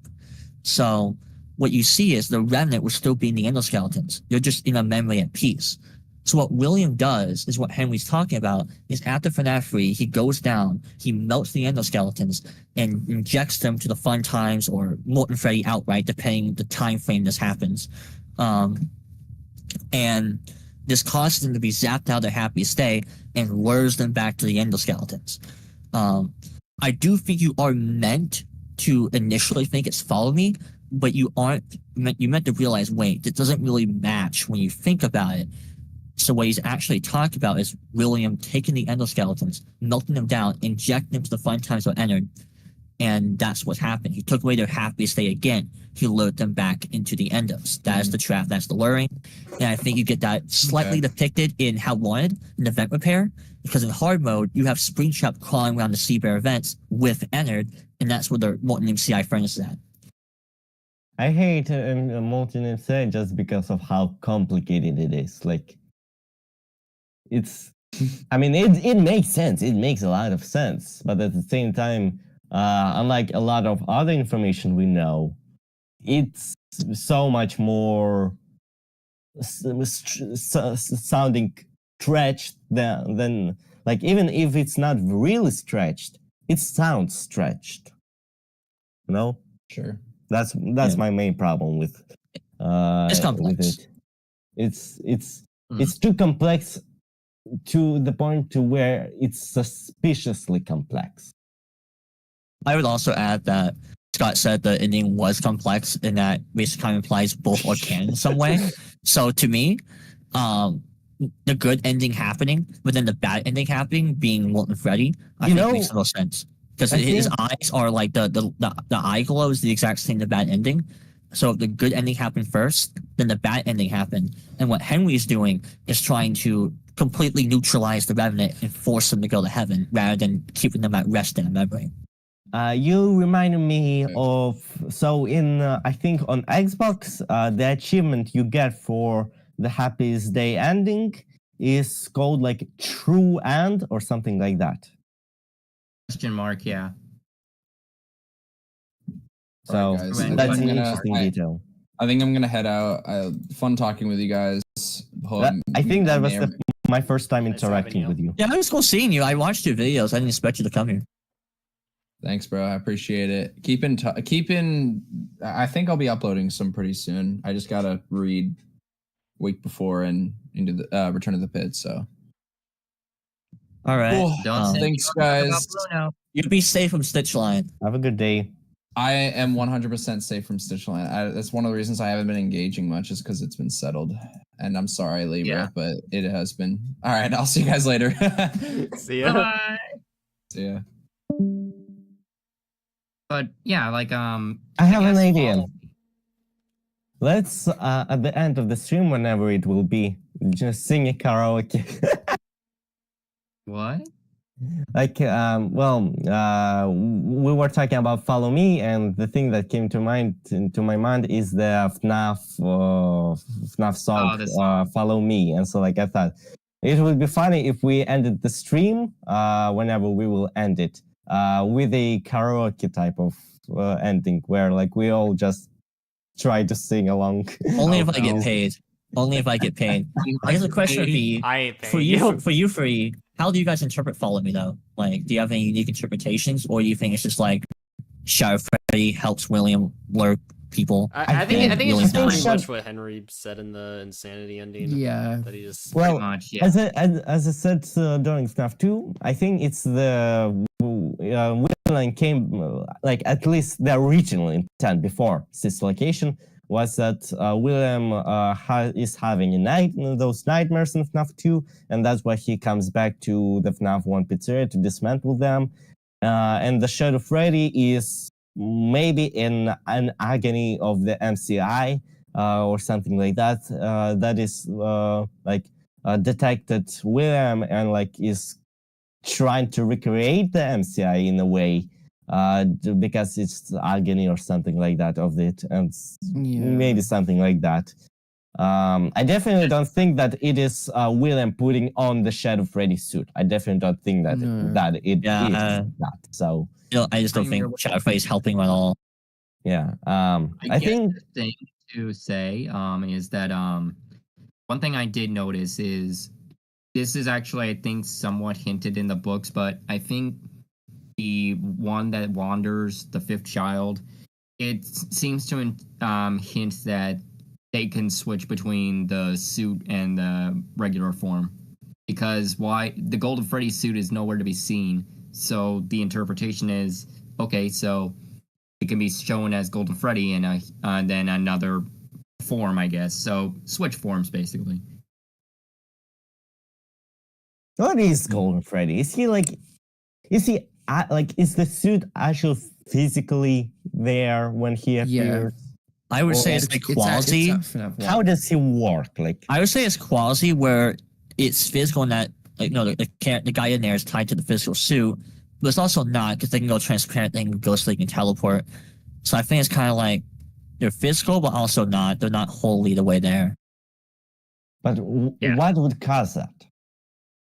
I think it's just bite victim, so I think you're tied to him not really dying inside the suit. You think Golden Freddy? Golden is in the Freddy is same just more paranormal. than, But why? Why he's so special? Just because I just think it's he is the most vengeful because there's Grindshell. Like, I what think makes? I think it's just because he's Golden Freddy. Yo. He's just, Hold up. It's just him. Okay, there we go. He's I think it's just gold. the. He's just It's that just guy. him. That made me I- think of the Just Gold lyrics. Like, it's nothing. It's not worth analyzing. And like just It's not worth analyzing. some bots are just gold. I think it might be like because we kind of see in the movie that Golden Freddy's kind of like the leader of the group. Yep. So I think it might be because of that. Because William picked him as the leader. So you're saying if It's also Bonnie the would case have in the been the leader, novels he would too. be the same exact? He might have Kinda. been. Yeah, I think that's possible. To be honest, Bonnie. Actually, I said it as a joke, but Scott did say that Bonnie defies reality. In the novels, Yeah. so from what we've seen in the novels, Michael Brooks doesn't have the exact same extent of like powers as you see with like the game Golden Freddy, but he is depicted as more aware in that in the fourth closet, while still deceived, while still broken in a sense, he wasn't shattered like everyone else was, and he had like a vague sense of they're in danger, I have to help them. While in the movie, Blondie, and he was also spring locked in the novels, but in the movie, he seems to also be some Michael Brooks. We don't see if he has the same level of powers as the game Golden Freddy has, but he is able to teleport. He's able to go around. And he also seems to be more aware. Still is deceived by the yellow rabbit, but he also seems to know about Afton and is actively trying to get Afton. That's what even the actor said. So You know what's interesting is that I think the actor for that role actually like he painted his hair yellow for the role. So yeah. that's That is- interesting. Also, to point out, the blonde kid, I think like his robot, the blonde kid was Abby's friend for a long time before that movie started. So he had, before Afton would have known anything about Abby. So he had his own ideas, his own plan in mind for a long time. The only thing he had a problem with probably is that he was still he didn't know the yellow rabbit was Afton, but he did know about Afton and was trying to get him. That's possible. I think he knew the true nature, somewhat of the true nature of the yellow rabbit, but he didn't exactly know the man under it. I think. Yeah, that's true. That's true. Because in the novelization, when Abby gets to the location, it scrolls at this big yellow finger that's directing her to the picture wall, exactly to that picture. And this is right after Golden Freddy took her there. I have a question. Do you think the Golden Freddy kid in the movie looks like the one you should not have killed from UCN Yes. on purpose? I do, yeah. Technically, like, but I pointed that out when it first got in. It's like, wait a minute, this seems weird. I also think like since each of the kids in the movie have something that like kind of makes them look like the animatronic they become. Like Gabriel has a hat, Jeremy has the rabbit Yeah. ears, Fritz has the hook. I think it's like they just wanted something to connect him to Golden Freddy, which is why they would dye his hair blonde. Yeah. I mean, don't really yeah. use the face in UCN for anything because Scott said it's his son, and he basically says he uses like pictures of his family. Well, yeah. While he's developing in the games, and like they're But- considered not canon. I Yeah, think but, the like, idea he was not used them that the to- face wasn't canon, but his The son was idea, like maybe the face isn't canon, but like the idea of the face is canon. I think. But the way Well, I I interpreted mean, the gimmick was The that face doesn't fit Cassidy or Andrew, so Well, you see, I personally like. Well, I don't believe a theory that I will say, but I personally like a theory that Cassidy is actually a boy in the games, like because The only reason we believe that Cassidy is a girl really is that she was in the novel. There was a kid named Cassidy who was a girl. This is with a black different hair, discussion. well, yeah, it's a different discussion, but still, while in the games, we don't even know real much we know nothing about Cassidy. The only thing Return to we the know pit. about Cassidy is, I said in the I don't main think that's game. fair, to be honest. Like the only thing we know about Cassidy is that there is a kid named Cassidy in a logbook. So, and like we only base everything else off everything else we know. So like there is a possibility that Cassidy is a boy in games. It wouldn't make sense based on the fact that in the novels she was a girl, and so, but it's still a possibility that Cassidy was a boy in the games all along, and so is in the movie or something like that. There's a theory Um, that the blonde boy is Cassidy. For me, Yeah. I just think the girl from the fourth closet is just irrelevant. Yeah. Hmm. I mean, in the novels, Cassidy relevant, possesses just the girl Bonnie, from so that's not really so. That makes her even more disconnected from the games. So I guess this would be a good segue somewhat into Happiest Days minigames. Well, Cassidy has been depicted as a girl 3 times, so where? There's also the logbook, Wait. which has the List they're all, noticing that they're- all appearances. who's in the What? You're cutting out. Yeah. He's trying to say the logbook and return to the pit.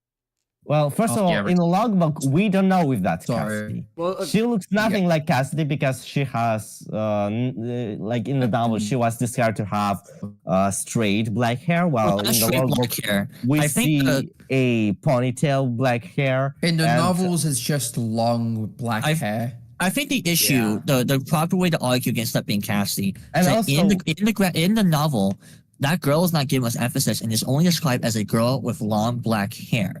And then Yeah. the logbook, which if the whole time Scott wanted us to connect that girl to this girl, She's called then her name's Cassidy in the novels. yeah, but that girl is not given much emphasis. It's Oh, called that's Cassidy.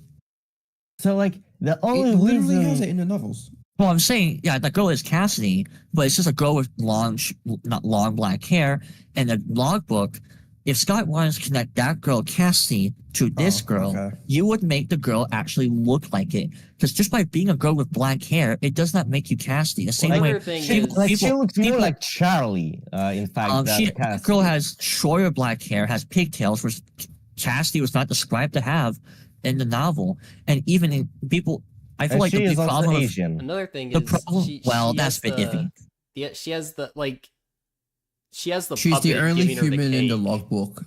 Yeah, so, Well, like, It's like the happiest I day think the minigame. issue with but that, also, the issue with that to me she is the looks more logbook. Is anyone here met a it's logbook? Charlie, so No. No one here. Yes. Okay. I have Well, not Better read, but I logbook, have- yes. I think the issue with my logbook is the whole marking of the book is that you are the successor guard to the last one. And that's the marketing, that's the description. It starts the book off that way, and you can explain basically any of the problems for Faster's Fright. But the main thing is that, just to make why arguments, that this is the in-universe book. I think all but one believes that. And in that book, it's made by, why would the company put a dead girl there? How would they know about Happiest Day, the actual resting party? They wouldn't. What the puppet is doing there is exactly what the puppet's job is, to give cakes, to give gifts. And even in that page, it references Happiest Day as a reflection, as if this is something that's already occurred before. Reflect on your Happiest Day. And it shows the puppet doing its job. I And don't also- think that's meant to be Cassidy. I Again, understand it. I that just kid don't can be think it's Cassidy, meant to but- be. She looks more like Charlie if you think about it. Like in the graphic novels, we see Charlie with ponytails and pretty dark hair. Well, she has brown hair. So, well, brown hair, yeah, She has brown hair.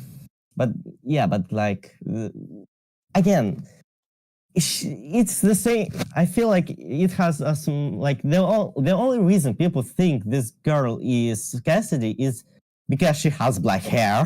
and she's a girl. And because she is given a cake, just like in the happiest day, the receiver gets a cake, which theorized to be Cassidy. But like, there's not much proof of it actually being Cassidy, that girl. And I think the other evidence people use right now is that in the Return to the Pit, there is a curly kid who is getting a cake or something like that. But again, I think it only says curly girl or something It says like that. the And girl the- with curly hair. yeah, which and the sucks. only girl with Yeah. confirmed curly hair is Susie. Susie in games. Silas Cross made a good point is that the language used there would imply there's only one girl. The Yeah, girl the. with the curly hair. And the only girl that's been depicted having curly hair is Susie. And if you want to go to the movie, Susie does have pigtails there. So I mean, like, And there you- were 2 girls in Return to the Pit. there was not two girls in Return to the Pit. What do you mean? There I'll was know 2 that. girls in Return to the Pit. Can you find when that's ever there is said? another girl in Return to the Pit who is literally drawn as a pixel sprite, and she is very much not Susie. That's probably the girl that the person's referring to. That's probably just Susie, to be honest, man. And why would She it be has the dark final hair. receiver be like Cassidy? But we're I getting think off it's that topic. dark. Hold up. One to the girl with, I think, straight black hair or curly black hair. The issue with this being Cassidy is my problem with Cassidy theories in general is it all boils down to is a girl with an arbitrary design. If Cassidy in the fourth class description is meant to be the basis for Cassidy, how you identify her, then every depiction of her would look like a girl with long black hair. You would have that, but she's not described with pigtails. She's not described having short hair. So Like, that why, is why more likely to be Cassidy. she wasn't even described having curly the hair in the image. fourth closet. So if Scott wanted us to use that as a basis to find who Cassidy is, then Logbook Girl, Drowning Girl, the girl security breach on that wall, and What's a Pit Girl would match the fourth closet description, but they never do. So I don't think it's meant to be that character. And so when I see Return to the Pit and it describes a curly hair girl, and that's the only girl it ever mentions. It says the girl, like as if there's only one girl in the group. It's like, okay, I'm going to assume it's the one girl we do know has curly hair. That being Susan. And to be fair, Susie did not have curly blonde hair in the Father Fry. So like, the appearance of MCI always seems to be different. So like, we can't really assume who the curly girl is because it can, in theory, be Cassidy. Because Curly hair also means Cassidy, by the way. Just yeah, saying. but like, I mean, I know that everybody knows that by now. Yeah, I'm not sure if like name meanings have ever been. He didn't do this before. Like, yeah, what name you do is in the having- fourth closet, like that could have been a big helpful thing. You just do it in the fourth closet. So like, it's the same thing as saying that JJ was purposely named JJ because JJ means older sister in Chinese. Yeah. So, I mean, I definitely get it's it. I possible. definitely get it. Yeah. It's possible. It's just not it's definitely not 100% that it I is. definitely get why I believe in it's Cassidy because I on a face value level I get that. Just to me, from the way I've analyzed the series, it just doesn't really make personal sense to me if it's Cassidy when they never actually match the fourth closet description. I get believing Yes, it. It makes sense. It's inconsistent, but in Return to the Pit, like it's pretty obviously meant to be a callback to Happiest Day with the cake and everything, it being in an arcade and all, and it placing emphasis on the last girl. It seems pretty clear narratively what Scott wanted to tell us with that ending. I don't necessarily think so. I think like the very start Possible. of, ironically, it was a Cassidy receiver video that was like a hypothesis, but he doesn't believe it. But I do like what Sasquatch says at the start of that video in particular about the return to the pit. I do think that's how I see it.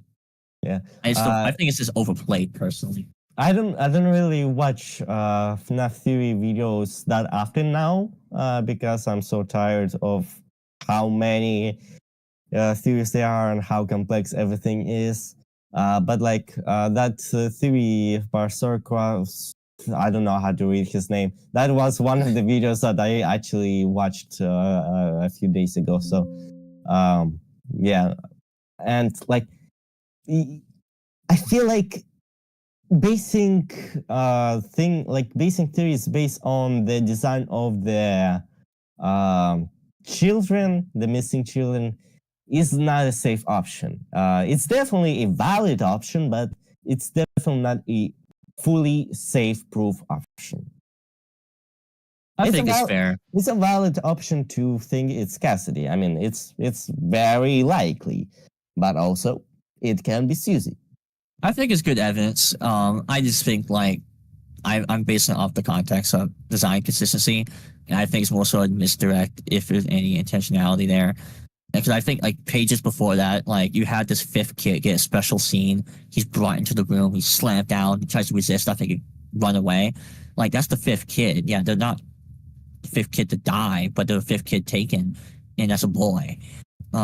So it's like I feel like if Scott wanted to show like the fifth kid special, this is casting. You just have the fifth kid there be a girl. Be like, oh, the fifth kid just got dragged in. It's a girl with curly hair, and that's the girl you give the cake to. But then you get like the fifth kid's a boy, but then the last kid's Cassidy. I feel like that could be intentional to Speaking kind of of like curly give both hair. sides a bone. Speaking of curly hair, in House of Friends, we see like a body of a kid inside a Golden Freddy suit in the new kid with curly black hair. So technically, that could be Cassidy, but also that could be the Andrew, Yeah, because true. I think he was described as curly black He's hair. also described as curly. He has curly black hair. Yeah, I Yeah, would say so, like like- if there's going to be any like known character's corpse, I would probably say Andrew because he's the only one described with that hairstyle. Well, And I don't think then- that kid would. I don't think that kid would be Andrew because Oh, I agree. Kelsey's view on justice is very much the opposite of Andrew's. Oh, I agree to an extent. I think it's meant to be a previous victim. I think like the but kids who get it just left shows there. the point that we cannot really truly trust the designs of kids when it comes to theorizing. I do think it's Cassidy just because the new kid is a Golden Freddy story. So I feel like they're going to show us a kid If stuffed it's inside a if Golden it is Freddy. Cassidy, then again, I it mean, would be a if new we- way to look at her, because again, she has straight hair in the novels. If we take the logbook, then she has also ponytails, and now she has curly hair. So really, yeah. I would say it's a counterpoint to like Kelsey being Golden Freddy is that you have the curly hair corpse, but Kelsey's personality and whole motive matches more to like the bite victim because one, they're like a Fredbear boy. They target specifically mean bullies who get a kid bitten or spring locked by Fredbear. He also like gets upset at the mention of accidents happen. Like his personality, his MO, They much also more target matches the loners vengeful and bite victim. outcasts, like how Afton's described in the novels,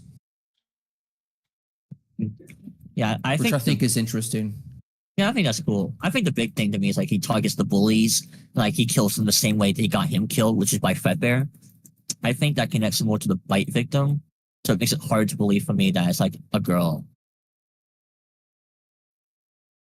Kelsey, to be fair, is also literally has been told in the story that, hey, you look like Golden Freddy.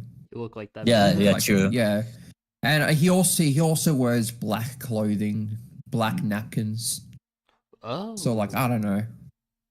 Also, Kelsey kind of looks like the golden kid in the movie, and the face from Yusan. When I think about it. reread the new kid, Kelsey gave me big movie kid vibes. Yeah. Yeah, he kind of does. Hmm. We kind of talk. This kind of honestly ties to Also- kind of like talking about the what? Also, I just want to say that it's interesting how Kelsey kind of sounds like Cassidy in a way. It's probably means It nothing, does, but yeah. it's just interesting to point out. Oh yeah, that's true. So I point to Cassidy Boy theory. I just think it'd be really weird that Cassidy, who I would say would be a girl, would transform into this would project as a blonde haired boy. Yeah, that's the same for me. It's like it feels like more. That's why I feel like the corpse inside is a victim, and but like the projection of Kelsey does relate to a boy who died by Fredbear in some way, which is why he targets bullies, he's Yeah. upset accidents. I mean, that's fair. That's fair. Someone pointed out to me that like even the commissioned cover art for like the art for the new kid is like similar to the Bite, where you have like a character's head. It's like inside Fredbear, a kid's laughing at him, something like that. I think it's a bit Yeah. stretchy of an argument, but someone has pointed that out to me. Here, I sent it in the chat. We kind of are already talking about Happiest Day in a sense, the receiver. So I'm deeply Bite victim receiver. I am Cassidy receiver. If Return to the Pit is confirmed Cassidy receiver, I have no choice. I don't think it does. I mean, I was Cassidy receiver before Return to the Pit, but I think it makes it very clear that FNAF, I would say, point for me, FNAF 4 establishes it is, in fact, the Bite victim, because the whole point, that's more of FNAF 4 discussion, but the whole The point thing of FNAF 4 is- was coming off the game to explain and to build off the previous game. It's the final chapter to that story. So you have a game which is filled with Happiest Day imagery, with MCI imagery, and I'm going to be like, okay, this kid is Golden Freddy's spot in multiple parallels. He's probably that kid in the minigame, because you gotta think about it. If the game series ended there, right? Because that was the intention, was to tie up the story. If the story ended there, what would be the point if, say, that wasn't the Bite victim? What is just say it's two Golden Freddy's or some weird thing, right? Okay, you never set that up, you never imply that. So what's the point of all these connections to this kid, Happiest Day, if you didn't actually receive it? There's not much basis to go on. There's nothing really to theorize. Like, what did he do? What's his connection here? If you just have Well, that I game. mean, I think all of the minigames of FNAF 3 are just his memories. same. Well, why would it be his memories if it's not honing in him the ultimate memory of the Bivate See- free, the receiver?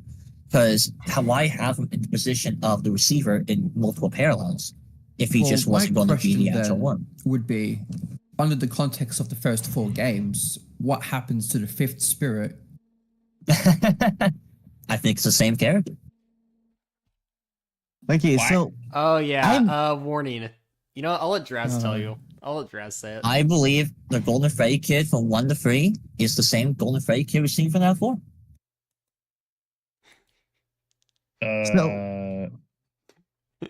I personally prefer the theory that Bite victim is the receiver. Like, my only problem with it is that up till Which is fair. FNAF 3 was also planned to be the last game, and so it seemed to try to basically finish the story of the missing children, and so finish the story of the Golden Freddy kids, which was one of the missing children all the time until FNAF 4. And then FNAF 4 introduced this new kid, ironically, that dies from a Golden Freddy type of animatronic. That is and he dies on his birthday before he even gets any cake, sadly.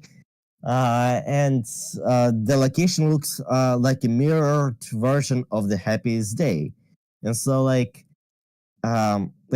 that's the thing is, FNAF 4 makes me think that this new kid, which is the Bite victim, is the receiver. But if there wasn't FNAF 4, if there was never FNAF 4, if FNAF, all the rest FNAFs FNAF SL, FNAF 6 existed, but FNAF 4 didn't, there would be no reason for FNAF 4 to even exist, because it seems like Happiest Day is made for the missing children for the Cassidy, for the Golden Freddy kid, which is an MCI kid. So, but still, I do prefer the bite victim being the receiver, just narratively speaking. So, yeah. I kind of somewhat agree with that. I guess because I'm gonna be the one going into much more detail on this, being the outlier to FNAF 4. But the whole idea in 1 to 3 is that this is the story of the missing kids, and the murder victims, the puppet, and also the killer.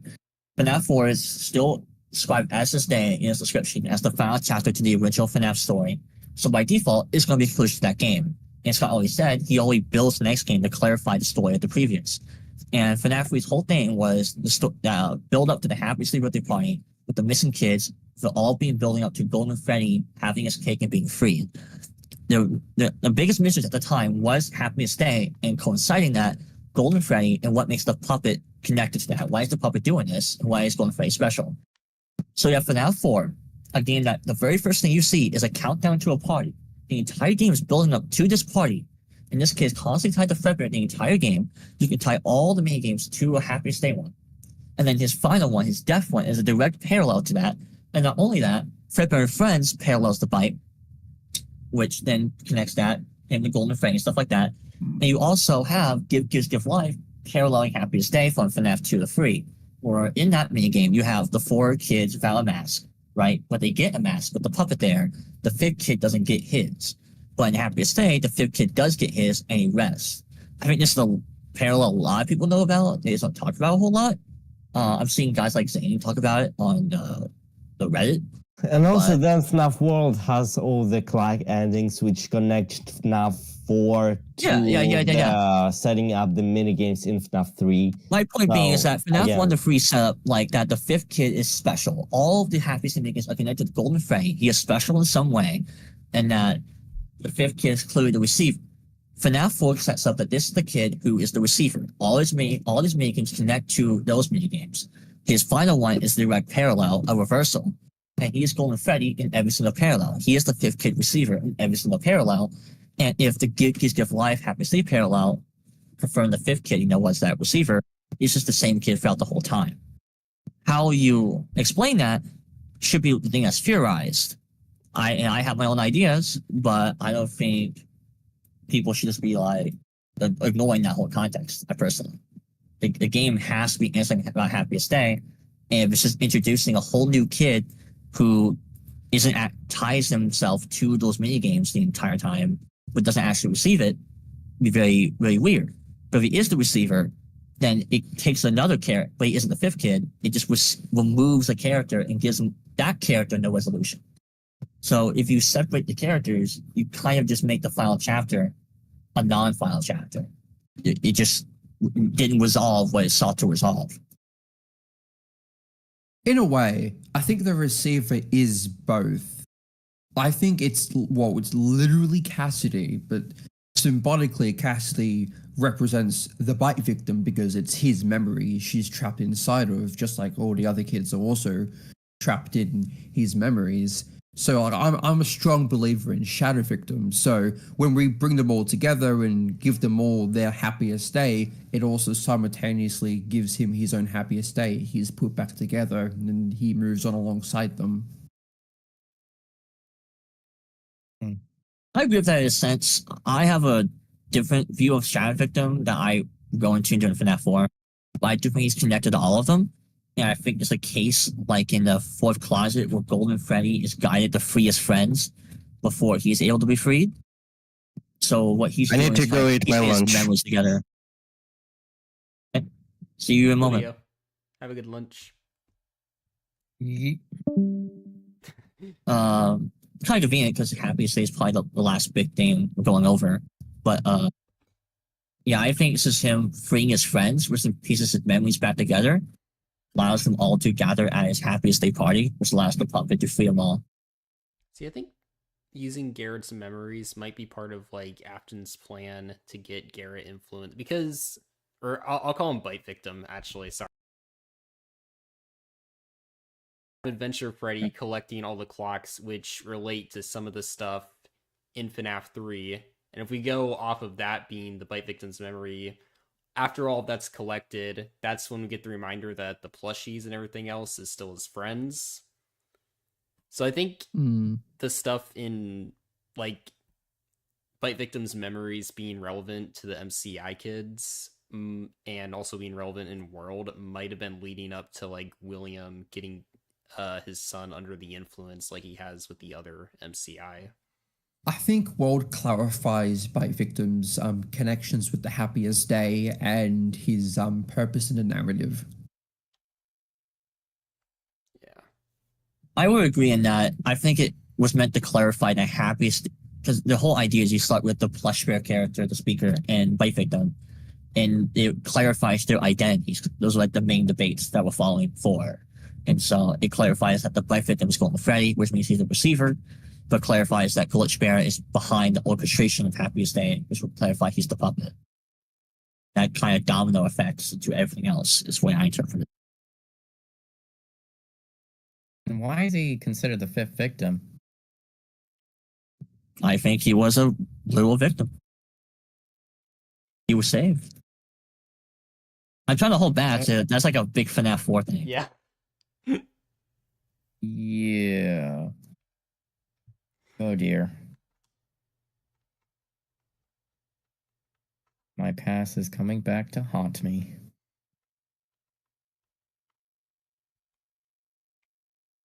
Back. Anyway. BB5 will take over the plan. Alrighty. I don't think I ever believed that. BB fifth. Ugh. Yeah, I don't think I did. I never hate- believed it ever. Libra. Yeah, right, bro. No, I never believed it. No, never, ever. I'm immensely confident in it. I feel like the logics is pretty simple. Bite victim's Golden Freddy, that's established. The fifth kid's Golden Freddy. There's one character there. Bite victim's receiver, he's the same kid. I can go into like specifics, and I can go into specifics, give specific ideas and theories, but I think that's the fundamental idea that I would like to hammer down. Yeah, I already kept shooting that down quite a bit. I'll beat you in Halo 1v1. Halo? All right. Yeah. If wait, Krakoa, what's your bite victim belief?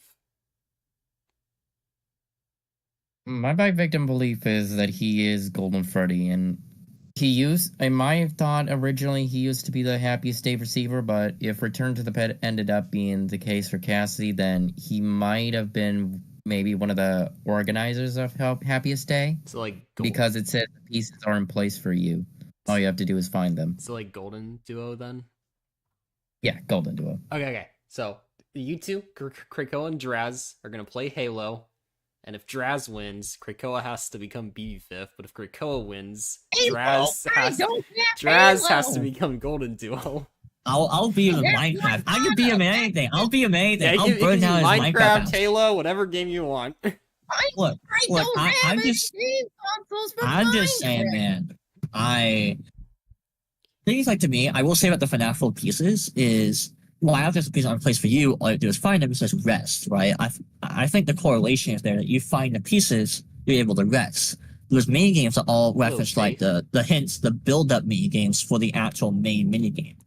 So the way I thought that was is like he finds the pieces, which are the main mini games.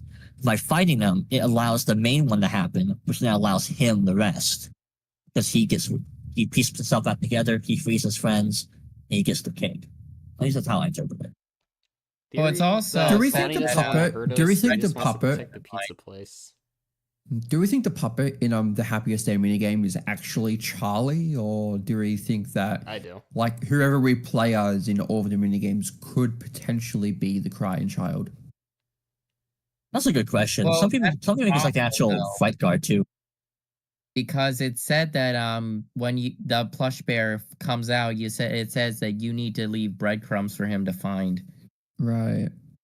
I'm only thinking that because of FNAF World Update 2, one of the teasers in the source code for one of the teasers, it said he put the pieces together Or it might have been Which- in. He put the Held pieces around. back together. Yeah, he put the pieces back together. Yeah. I think it could be Golden Freddy that we're playing as in the mini games, since we free pretty much every kid in each of those except for Golden Freddy. Do you think it's Cassidy? I mean, we free Cassidy. Oh wait, are you I talking think about the Fnatic? Like idea in is the main kind of mini same. games, like besides like the Happiest Day one. He's giving a Cassidy version of basically what I said. Well, like Michael Brooks, Michael Brooks is basically freeing his friends, but when he frees his friends, it allows them all to get free together. Basically, by Yeah. saving his friends, it saves Michael Brooks. I applied the same thing. Is the bite victim? He's saying the same thing, but for Cassidy. You explained it way better than I did. Maybe. I do think the he put the pieces back together thing is interpreting the bite victim, because it said that he needed to find the pieces, the breadcrumbs, and he put the pieces back together. Yeah, I agree. So it's most likely he may rest a little bit, but I think he is still like he's still trying to help his other friends out.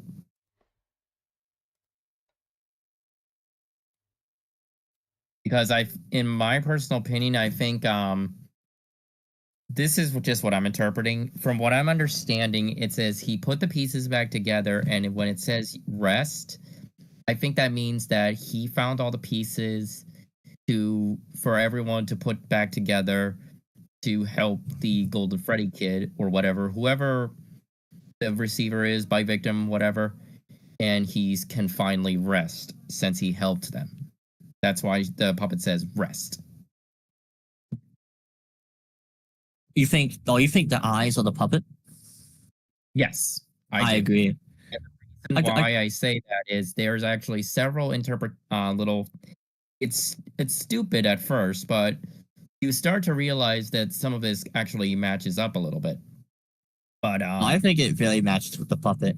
I guess the question we asked: do y'all think the fright god had anything to do with the actual mini games or world, or do you think it's just like the spirits? I do think the Fright Guard is interacting with the building to get the mini games going. If we play as Mike, then yeah, I definitely do think he's involved. But if it's just Hudson, no. Because Now, in FNAF 3, it's a choice the player has to make in order for the Happiest Day mini games to happen. mm-hmm. I say is a really good theory that Mike's behind it. For me, I just think it was like a game mechanic because the good ending's meant to be something secret you have to look for, and the mechanic for that was finding secrets on the gameplay. I just don't think Mike's like actually pressing dials on a wall, or Henry or Hudson. I don't think he's like literally like punching the wall, putting in numbers, but I do think he's connecting to the building. So the reason why I say in FNAF World the puppet is the one with the eyes is, like I said, it's a stupid idea, but there's actually several little things. FNAF 2, when you stare at the puppet, the eyes move the same way as the one in FNAF World. And then you have FNAF 3 that has like the phantom puppet with the same eyes. And then the final cherry on top is the plush bear in FNAF 4. Going to a FNAF 4 stream. I know. I'm just saying, like, Should that's FNAF why in 4 FNAF, and, I believe. now you mentioned, should FNAF 4 and World be the same stream? I feel like That those can go that could be a good together. idea. I'm glad though to know that even though we might argue about BB Fifth and FNAF 4, I'm glad to know that I'm gonna have a Charlie plush ally. I used to think about Charlie Plush a lot, actually, back then. Are you just I Charlie know, like- speaker, or are you just Charlie plush overall? You like Charlie? It's very difficult to say because there are so many little interpretations, like Will Plush at the end or Charlie Plush. So I think it could be possible that it's the two of them. So Will Plush is all the other ones, and then Night 6 is Charlie. I disagree, but I want to save it for FNAF 4 because I think it's going to be a really cooler argument then. Not argument, but I think a good point and more fits then. Flipside I guess- says, I would say originally Mike wasn't really involved in the Happiest Day process in FNAF 3, but I feel like with the added plot of Sister Location and Mike getting injected with Remnant, he does help. Kind of like how Carlton gets injected with Remnant and helps with the Happiest Day in the novels. I guess it makes sense for the piecing together things for the Remnant, but yeah. I agree with that interpretation, personally. There is something we should all discuss a little bit about FNAF 3's, not necessarily Happiest Day, but in all the mini games, there's always something weird. And what I mean by that is, well, we have the 3 Shadow Balloon Boys in what I'll call the Balloon Boy Graveyard. Then we have in Mangle's Quest the crying puppet thing. Boy Chica's minigame has what I think is representing Follow Me in a sense, but it could be either the DCI or whatever, we don't know. Stage 01 has the missing kid, and then Shadow Bonnie's minigame just has a random purple screen, but So the one I'm most curious about is the Toy Chica one. So I think all of the mini games are meant to be bad memories that part of each kid's souls are trapped in, but they're supposed to think it's a good memory, so they can be manipulated by Afton. So do you think it's like a little flip side then? Yeah, That's like- why it's like normal at the beginning, and then when you reach down to the lower levels, so to say. You leave like Um, the boundaries of the memory that they're in, and then it shows like the true colors that this is actually not a good memory. This is something bad. Yeah, but I'm still, like I said, I'm still curious about the Toy Chica one because, like I said, it reminds me of Follow Me a little bit because there's 4 static, just staying still, and then one of the cupcake children is just moving towards you constantly. Oh yeah, the 5 cupcakes. And what, like I said, 4 of them are in the next screen staying, like how in Follow Me, the 4 of them are just blocking the door, just staying still, but one of them is constantly moving towards you. Hmm. I think is But that I wanted- the shadow cupcakes. Yes. Yeah. Not the one that you find for the mini game, but it's was Yeah, the mini game one. I like the idea that represent the DCI. I like that idea. I like the idea of that, but I cannot ignore the one that keeps on following you, like how in the Vengeful Spirit or the 5th kid keeps wandering around while the 4 is standing still. It could be Susie. Susie's It's following. Susie again. Well, I just say that because it's right after you miss the. She can't keep getting away with it. Hold on. I just said that because it's right after you miss the jump to free Susie's spirit. Like, that only happens if you miss that jump, so it could just be like you failed to save her soul or something. But what about the 4? Those could just be the other MCI. Honestly, I just like the I do idea. think that 5th cupcake is probably meant to be the 5th kid. What Yeah. represent them? That's what I'm trying to say. Like, it looks like it's like Follow Me in a sense because the 5th kid is wandering around, like in Follow Me, following you and never stopping. It keeps following you, and when it gets to you, it just like, fizzles out and all that. But in the next screen, the 4 children are just standing there, like lifeless in a sense. Like the idea that Scott, since like 2015, was like plotting that Susie is gonna be the only MCI character that gets any screen time. And he's like, and just like imagine, he's like, I'm just thinking, she can't keep getting away with this. Like the Breaking Bad meme. Oh God. Such miserable Satan. Scott plotting that only Susie gets any screen time since like God, FNAF 3. please, can we get characterization for literally any other MCI victim? We did for Gabriel a little bit. A bit, yeah. A little bit. He And just got maybe Cassidy, if you want to say Kelsey is related to her in the new kid. I'd say in some way. you can also say Michael Brooks, maybe. Do You you can think- also say Michael Brooks, maybe. I I mean, imagine yeah, casting but something that's the Brad that's novels. rich and I would say powerful. I would say the fifth kid has the most characterization. Then there's Susie. Then there's Gabriel, Jeremy, and Fritz gets nothing. I mean, I if you said, I combine think all the I Golden imagine- Freddy spirits together to form like a character for Golden Freddy, then yeah. It like I said, that's something I wanted to see what everyone thought about that, because I find that extremely strange. And then I guess the main thing, the puppet one makes a little bit more sense. I think it's most likely the crying child, like in the puppet's position in a sense, crying about what happened, and it represents Night 6 actually. He's in the same position, and if the plushie is the puppet, it's a reverse. Yeah, Instead I agree with that. crying, it's the puppet crying. Maybe in a sense she still feels guilty that she couldn't save the kids like when they were alive before they were killed. Yeah, I like that. I think it's a big thing too. Again, this is more FNAF 4 territory, but I do think that does connect the puppet to that scene. But I think it's more interesting. I might go into more detail in FNAF 4, but I do think it's really powerful that the bite victim always parallels the puppet by design. In that kind of thing, he takes her place as if they're the same person, but not. I have a theory that, at the very least originally, I do think they might have intended them to be siblings. That would be more of a thing for FNAF 4. But I do think that was a big thing, is that they're taking the place of each other as if they're the same person, but they're not. What does everyone think about the Shadow BBs? Does anyone think they just represent the 3 Afton kids, or do they think they represent something else?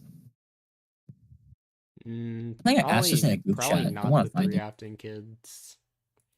Yeah, Just- Chad, I want your opinion on this actually. Not only here, but I want to see what is their interpretation about the Shadow BB graveyard area from the first mini game. Maybe I should get a BB's picture of there. that pulled up just in case.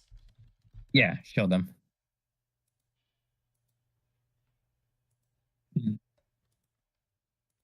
While you're doing that, a friend of mine said a long time, like months ago, that I thought was cool, is that could be like the tree and the BBs. Could be at the gap in the tree is supposed to look like a 1.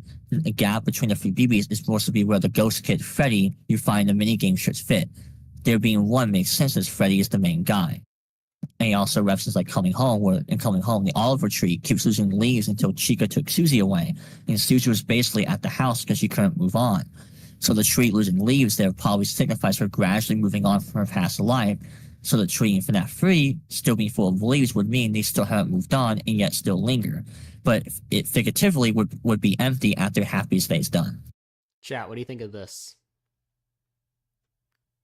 Yeah, I could never really interpret the Shadow BBs. I just thought they was just like, oh, it must be the Afton children. There's 3 of them after all.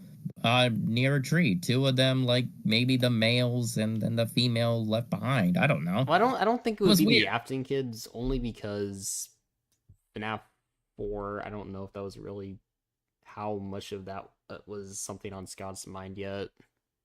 That's the theory I like right there.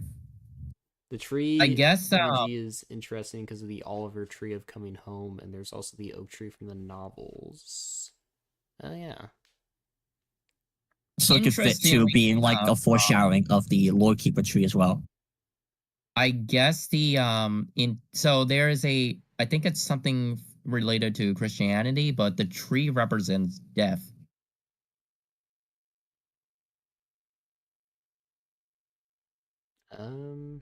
Christianity, I That would was more what- tie it to the tree of life.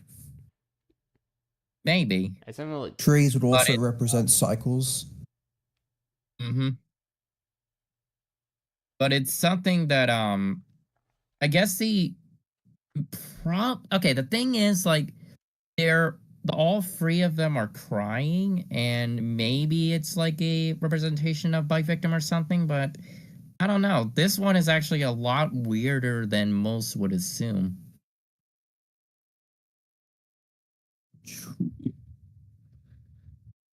I posted The the three interpretation I like in the chat. in Five Nights at D's FNAF World's Happiest Day.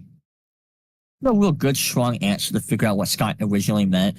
So I like the idea there that it originally just kind of meant to be like representing like you have a gap, just the missing spot for a BB represents Freddy because I think you're freeing him in that minigame. And it later got recontextualized to be like symbolizing the Lord Keeper tree, and tree coming home also kind of like gives some symbolism behind it. Yeah, okay. I get that like that one I cannot interpret as well as the I'll just call it the follow me parallel or whatever. The Stage 01 minigame I can interpret as just one of the kids went missing, most likely Fritz, if anything. And that Stage 01 might be Freddy's. But a lot of folks assumed that it was Fredbear, which I can kind of see since it's literally called Stage 01. So Stage 01 being Fredbear's, I guess makes sense. But I guess that the interpretation for the missing kid is there's actually two things. The first one is obviously it's representing Fritz. But a second one I had, which I guess wouldn't make sense, but kind of does.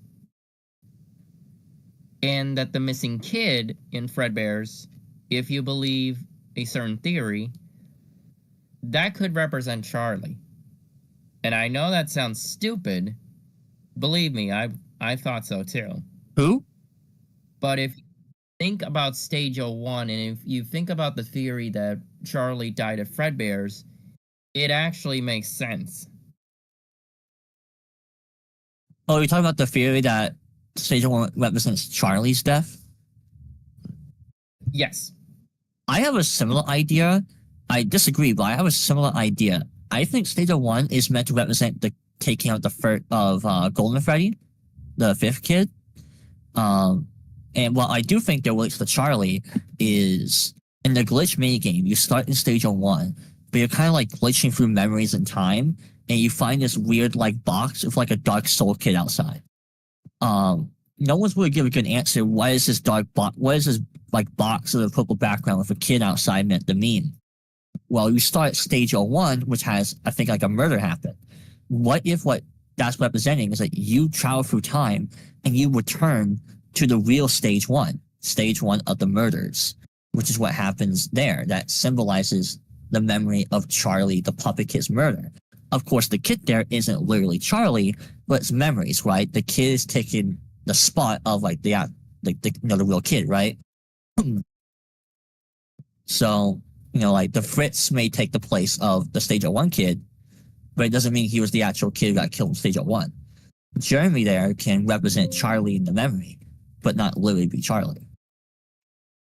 It's a little complex, but I like that idea. I think, like I said, another interpretation I had was Stage 01 was when the reason why Shadow Bonnie starts there is this is when he was created. Yeah, I agree. I think it's the MCI. If it's the MCI, he most likely was created then, but instead of to like lure people, trick people, he's meant to help people. We see this multiple times. We see this in the Shadow Bonnie minigame itself, giving gift to a kid. And then it's literally, I think in the game files of FNAF AR, it was called a guardian. And it's guarding, again, it's using, when it's fueled by Dark Remnant, it's guarding against regular Remnant from the player, from collecting it. I didn't know that. It's actually true? Yes. Oh, I think that's really cool. You collect Dark Remnant, and as you need to stop Shadow Bonnie from getting rid of you, but you're also collecting Remnant itself, and he's trying to protect the Remnant from you. And he's called a Guardian in the game files. I think And that's interesting. what this reminds me of is of Charlie. Shadow Bonnie is a representation of Charlie in a sense, helping the kids and all that. Or let's say another version of Charlie in a sense. While Shadow Freddy is literally called William's Wickedness Made of Flesh, which, stands for itself. The Ultimate Guide does say that Shadow Bonnie and Shadow Freddy, but Shadow Bonnie is helping the kids as well. Shadow Freddy, I don't think, is helping the kids. He's shown multiple times to be like an antagonistic force. In fact, if you interpret that with Nightmare, that's definitely a clue that he's antagonistic, not helping the kids. I think it's a bit more.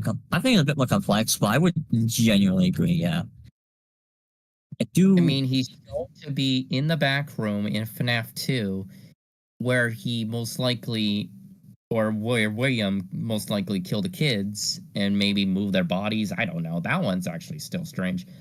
He lures them to a back room, and then in FNAF 6, he's stopping you from feeding the kids in the first minigame, which is a whole new whole discussion on its own, but that's different. Wait, that does remind me. What do you think of the idea that Stage 01 is meant to be a double meaning, right? It's Stage 1, literally at a location, but wasn't Stage 1 of the MCI? Thing is about Stage 01, I think it's meant to be saying like this is like the first location because they have Spring Bonnie and Freddy, or Fredbear, Golden Freddy. And the reason why I say it was Fredbear's is because those two are on stage, and in the MCI where the murders happen and everything, Fredbear and Spring Bonnie are in the back room. They were deemed unsafe. This is shown in the phone call of, hey, don't use, basically, the Spring Bonnie suit was touched and not to be used. The reason I think it's Freddy's is the phone calls are talking about the spring suits that are at each Freddy's, right? That is a big, Seth is leaving. Yeah. I know, that's what Yeah. I'm gonna You head agree- out. You have a great day, man. It was actually great talking to you. Have a good day. Yeah, it was great talking to you guys as well. See ya. See ya. See ya. I think we're almost wrapped up as well, but Yeah, I guess to we finish probably off should wrap that up. general point, is, the phone calls will talk about Freddy Fazbear's, the two spring suits were at each location. So I would feel, and it's like talking about the MCI that happens as it's talking about the spring suits. So to me, Stage 1, we talk about the Freddy's locations that have, or the Freddy location that had the spring suits where the MCI occurred. But I can Like see I said, being that one I originally thought about a little bit, but over time it's like, wait a minute, they're on stage, and in the FNAF 3 phone calls, you hear them talking about how they are deemed unfit for employees, and they're most likely put back in the safe room, so they can't be on stage. Well, my answer for that would be there's replacement suits, not the temporary ones. Those aren't relevant. I think the replacement suits were meant to basically be non-spring suit versions of the yellow suit characters, because they're trying to get replacements for Fredbear, Spring Bonnie, and there's temporary suits who are relevant. To me, the implication is these are suits that are not relevant. Sorry, these are the replacements. They're just like normal animatronics. That the suits were found on short notice, and appropriateness / relevance should be deflected. Yeah, that's not the replacements, right? There's the difference between the temporary suits and the replacement suits that they're waiting for. Yeah, until replacements arrive, you were I think the replacements. Yeah, I think the replacements were just basically non-street suit versions of the characters. But as far as we can tell from the phone calls, they never arrived. Well, I mean, the phone calls kind of end abruptly. I don't think there's a reason to believe they never came, because we do have things like New Kid that say things like Springlock suits got upgraded, right? They continue upgrading them across time. By the point of New Kid, they have technology like voice changers. So I think it's possible that they definitely just kept these got replacements and these upgrade the spring suits too. It's a possibility, but I can't really ignore the fact that they're on stage. Like, if it was Stage 01, like, it makes sense for it to be Fredbear's, honestly, because they have Spring Bonnie and Golden Freddy on stage. One kid goes missing. Most likely the reason being is because they're outside. And while the kid that you need to save is still inside, in a sense. Yeah, I can see that. The way I interpret it is that Fredbear goes off stage and the child disappears. So to me, it's like William basically using the Fredbear suit to take the first kid, like the novels. That would have to imply that William used 2 suits. Yeah, he did that in the trilogy. He did do that in the trilogy, yes, but we don't know if it was necessarily for the games as well. We thought about that. My philosophy is like no retcons unless absolutely required. So to me, I think there's like a whole lot of evidence that Golden Freddy was the one intended for FNAF 1 to 2. And there's no reason to really retcon that when you see, like, when he was making FNAF 3 and 4, he wrote a trilogy where he used both. So why believe retcon when Scott always showed how both can be used? There's a possibility. I guess the thing that got me with, if I thought about the 2 suits thing, the thing that really got me, if this is true, is one of them was referenced to be a company mascot, but then the other was referenced as a cartoon mascot. I don't think the newspapers are, I guess, that literal in the way. I think it's the same mascot in general.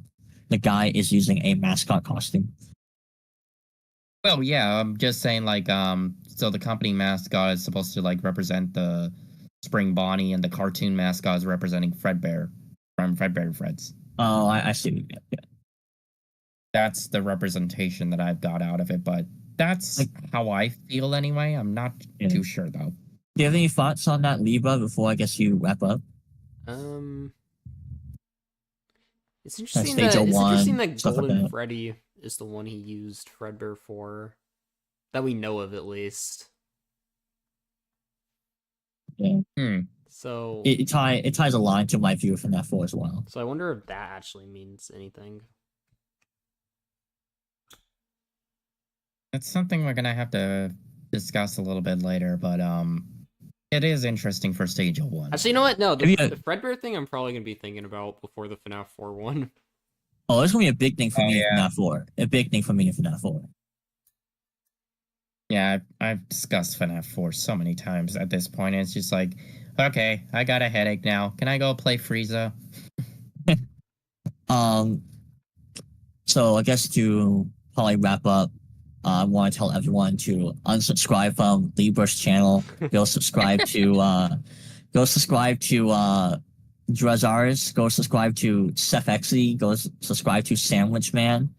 Emperor Krakoa. I'm not sure what channel name is. I'm assuming the same thing. Krakoa. Go subscribe to Name, who has no real name. Go subscribe to Springs FNAF. Not real name. Just make sure to unsubscribe from Libra in particular. Unsubscribe to Drazars. And then make spam sub accounts, make spam sub bots and sub to me. Yes, inflate my numbers. Damn dirty singing worms. Also, Libra believes my trap. Unsubscribe. That is not true. Let's just cover up Draz real quick in this. There you go. subscribe to everyone who you see on screen, and I don't know. Looks like Draz is not one of them. Oh no. You know, How unfortunate. they hate you because you told them the truth. But I understood that reference.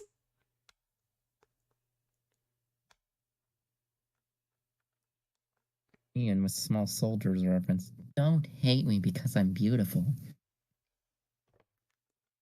Okay, everyone, would you like to join my free gift card giveaway?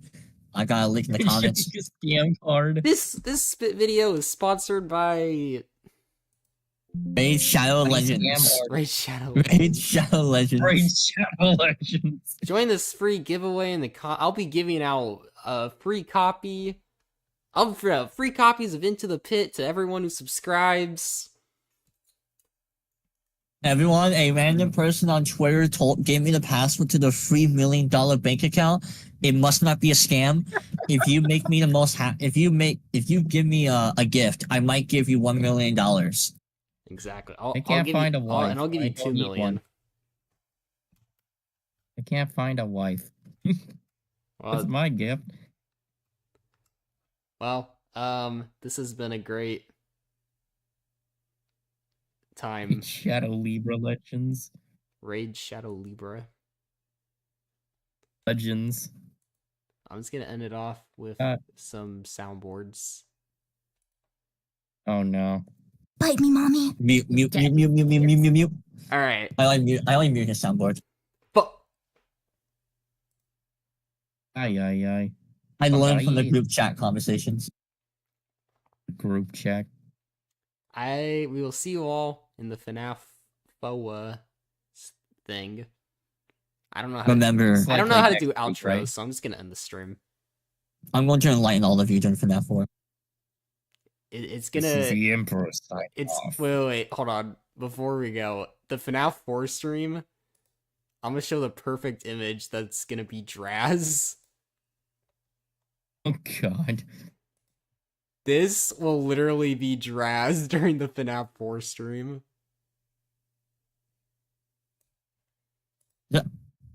Let me hold on. Yeah, I put it on the stream. Is it on your stream or is it? I put it on the stream. Post it. I'll post it in the chat too. This will be you. Yes. That stupid mommy. Yes. We're gonna have a huge argument I can over this. absolutely fight every one of those. Do it right now. Sorry. I only have like 2 videos on that, I'm pretty sure.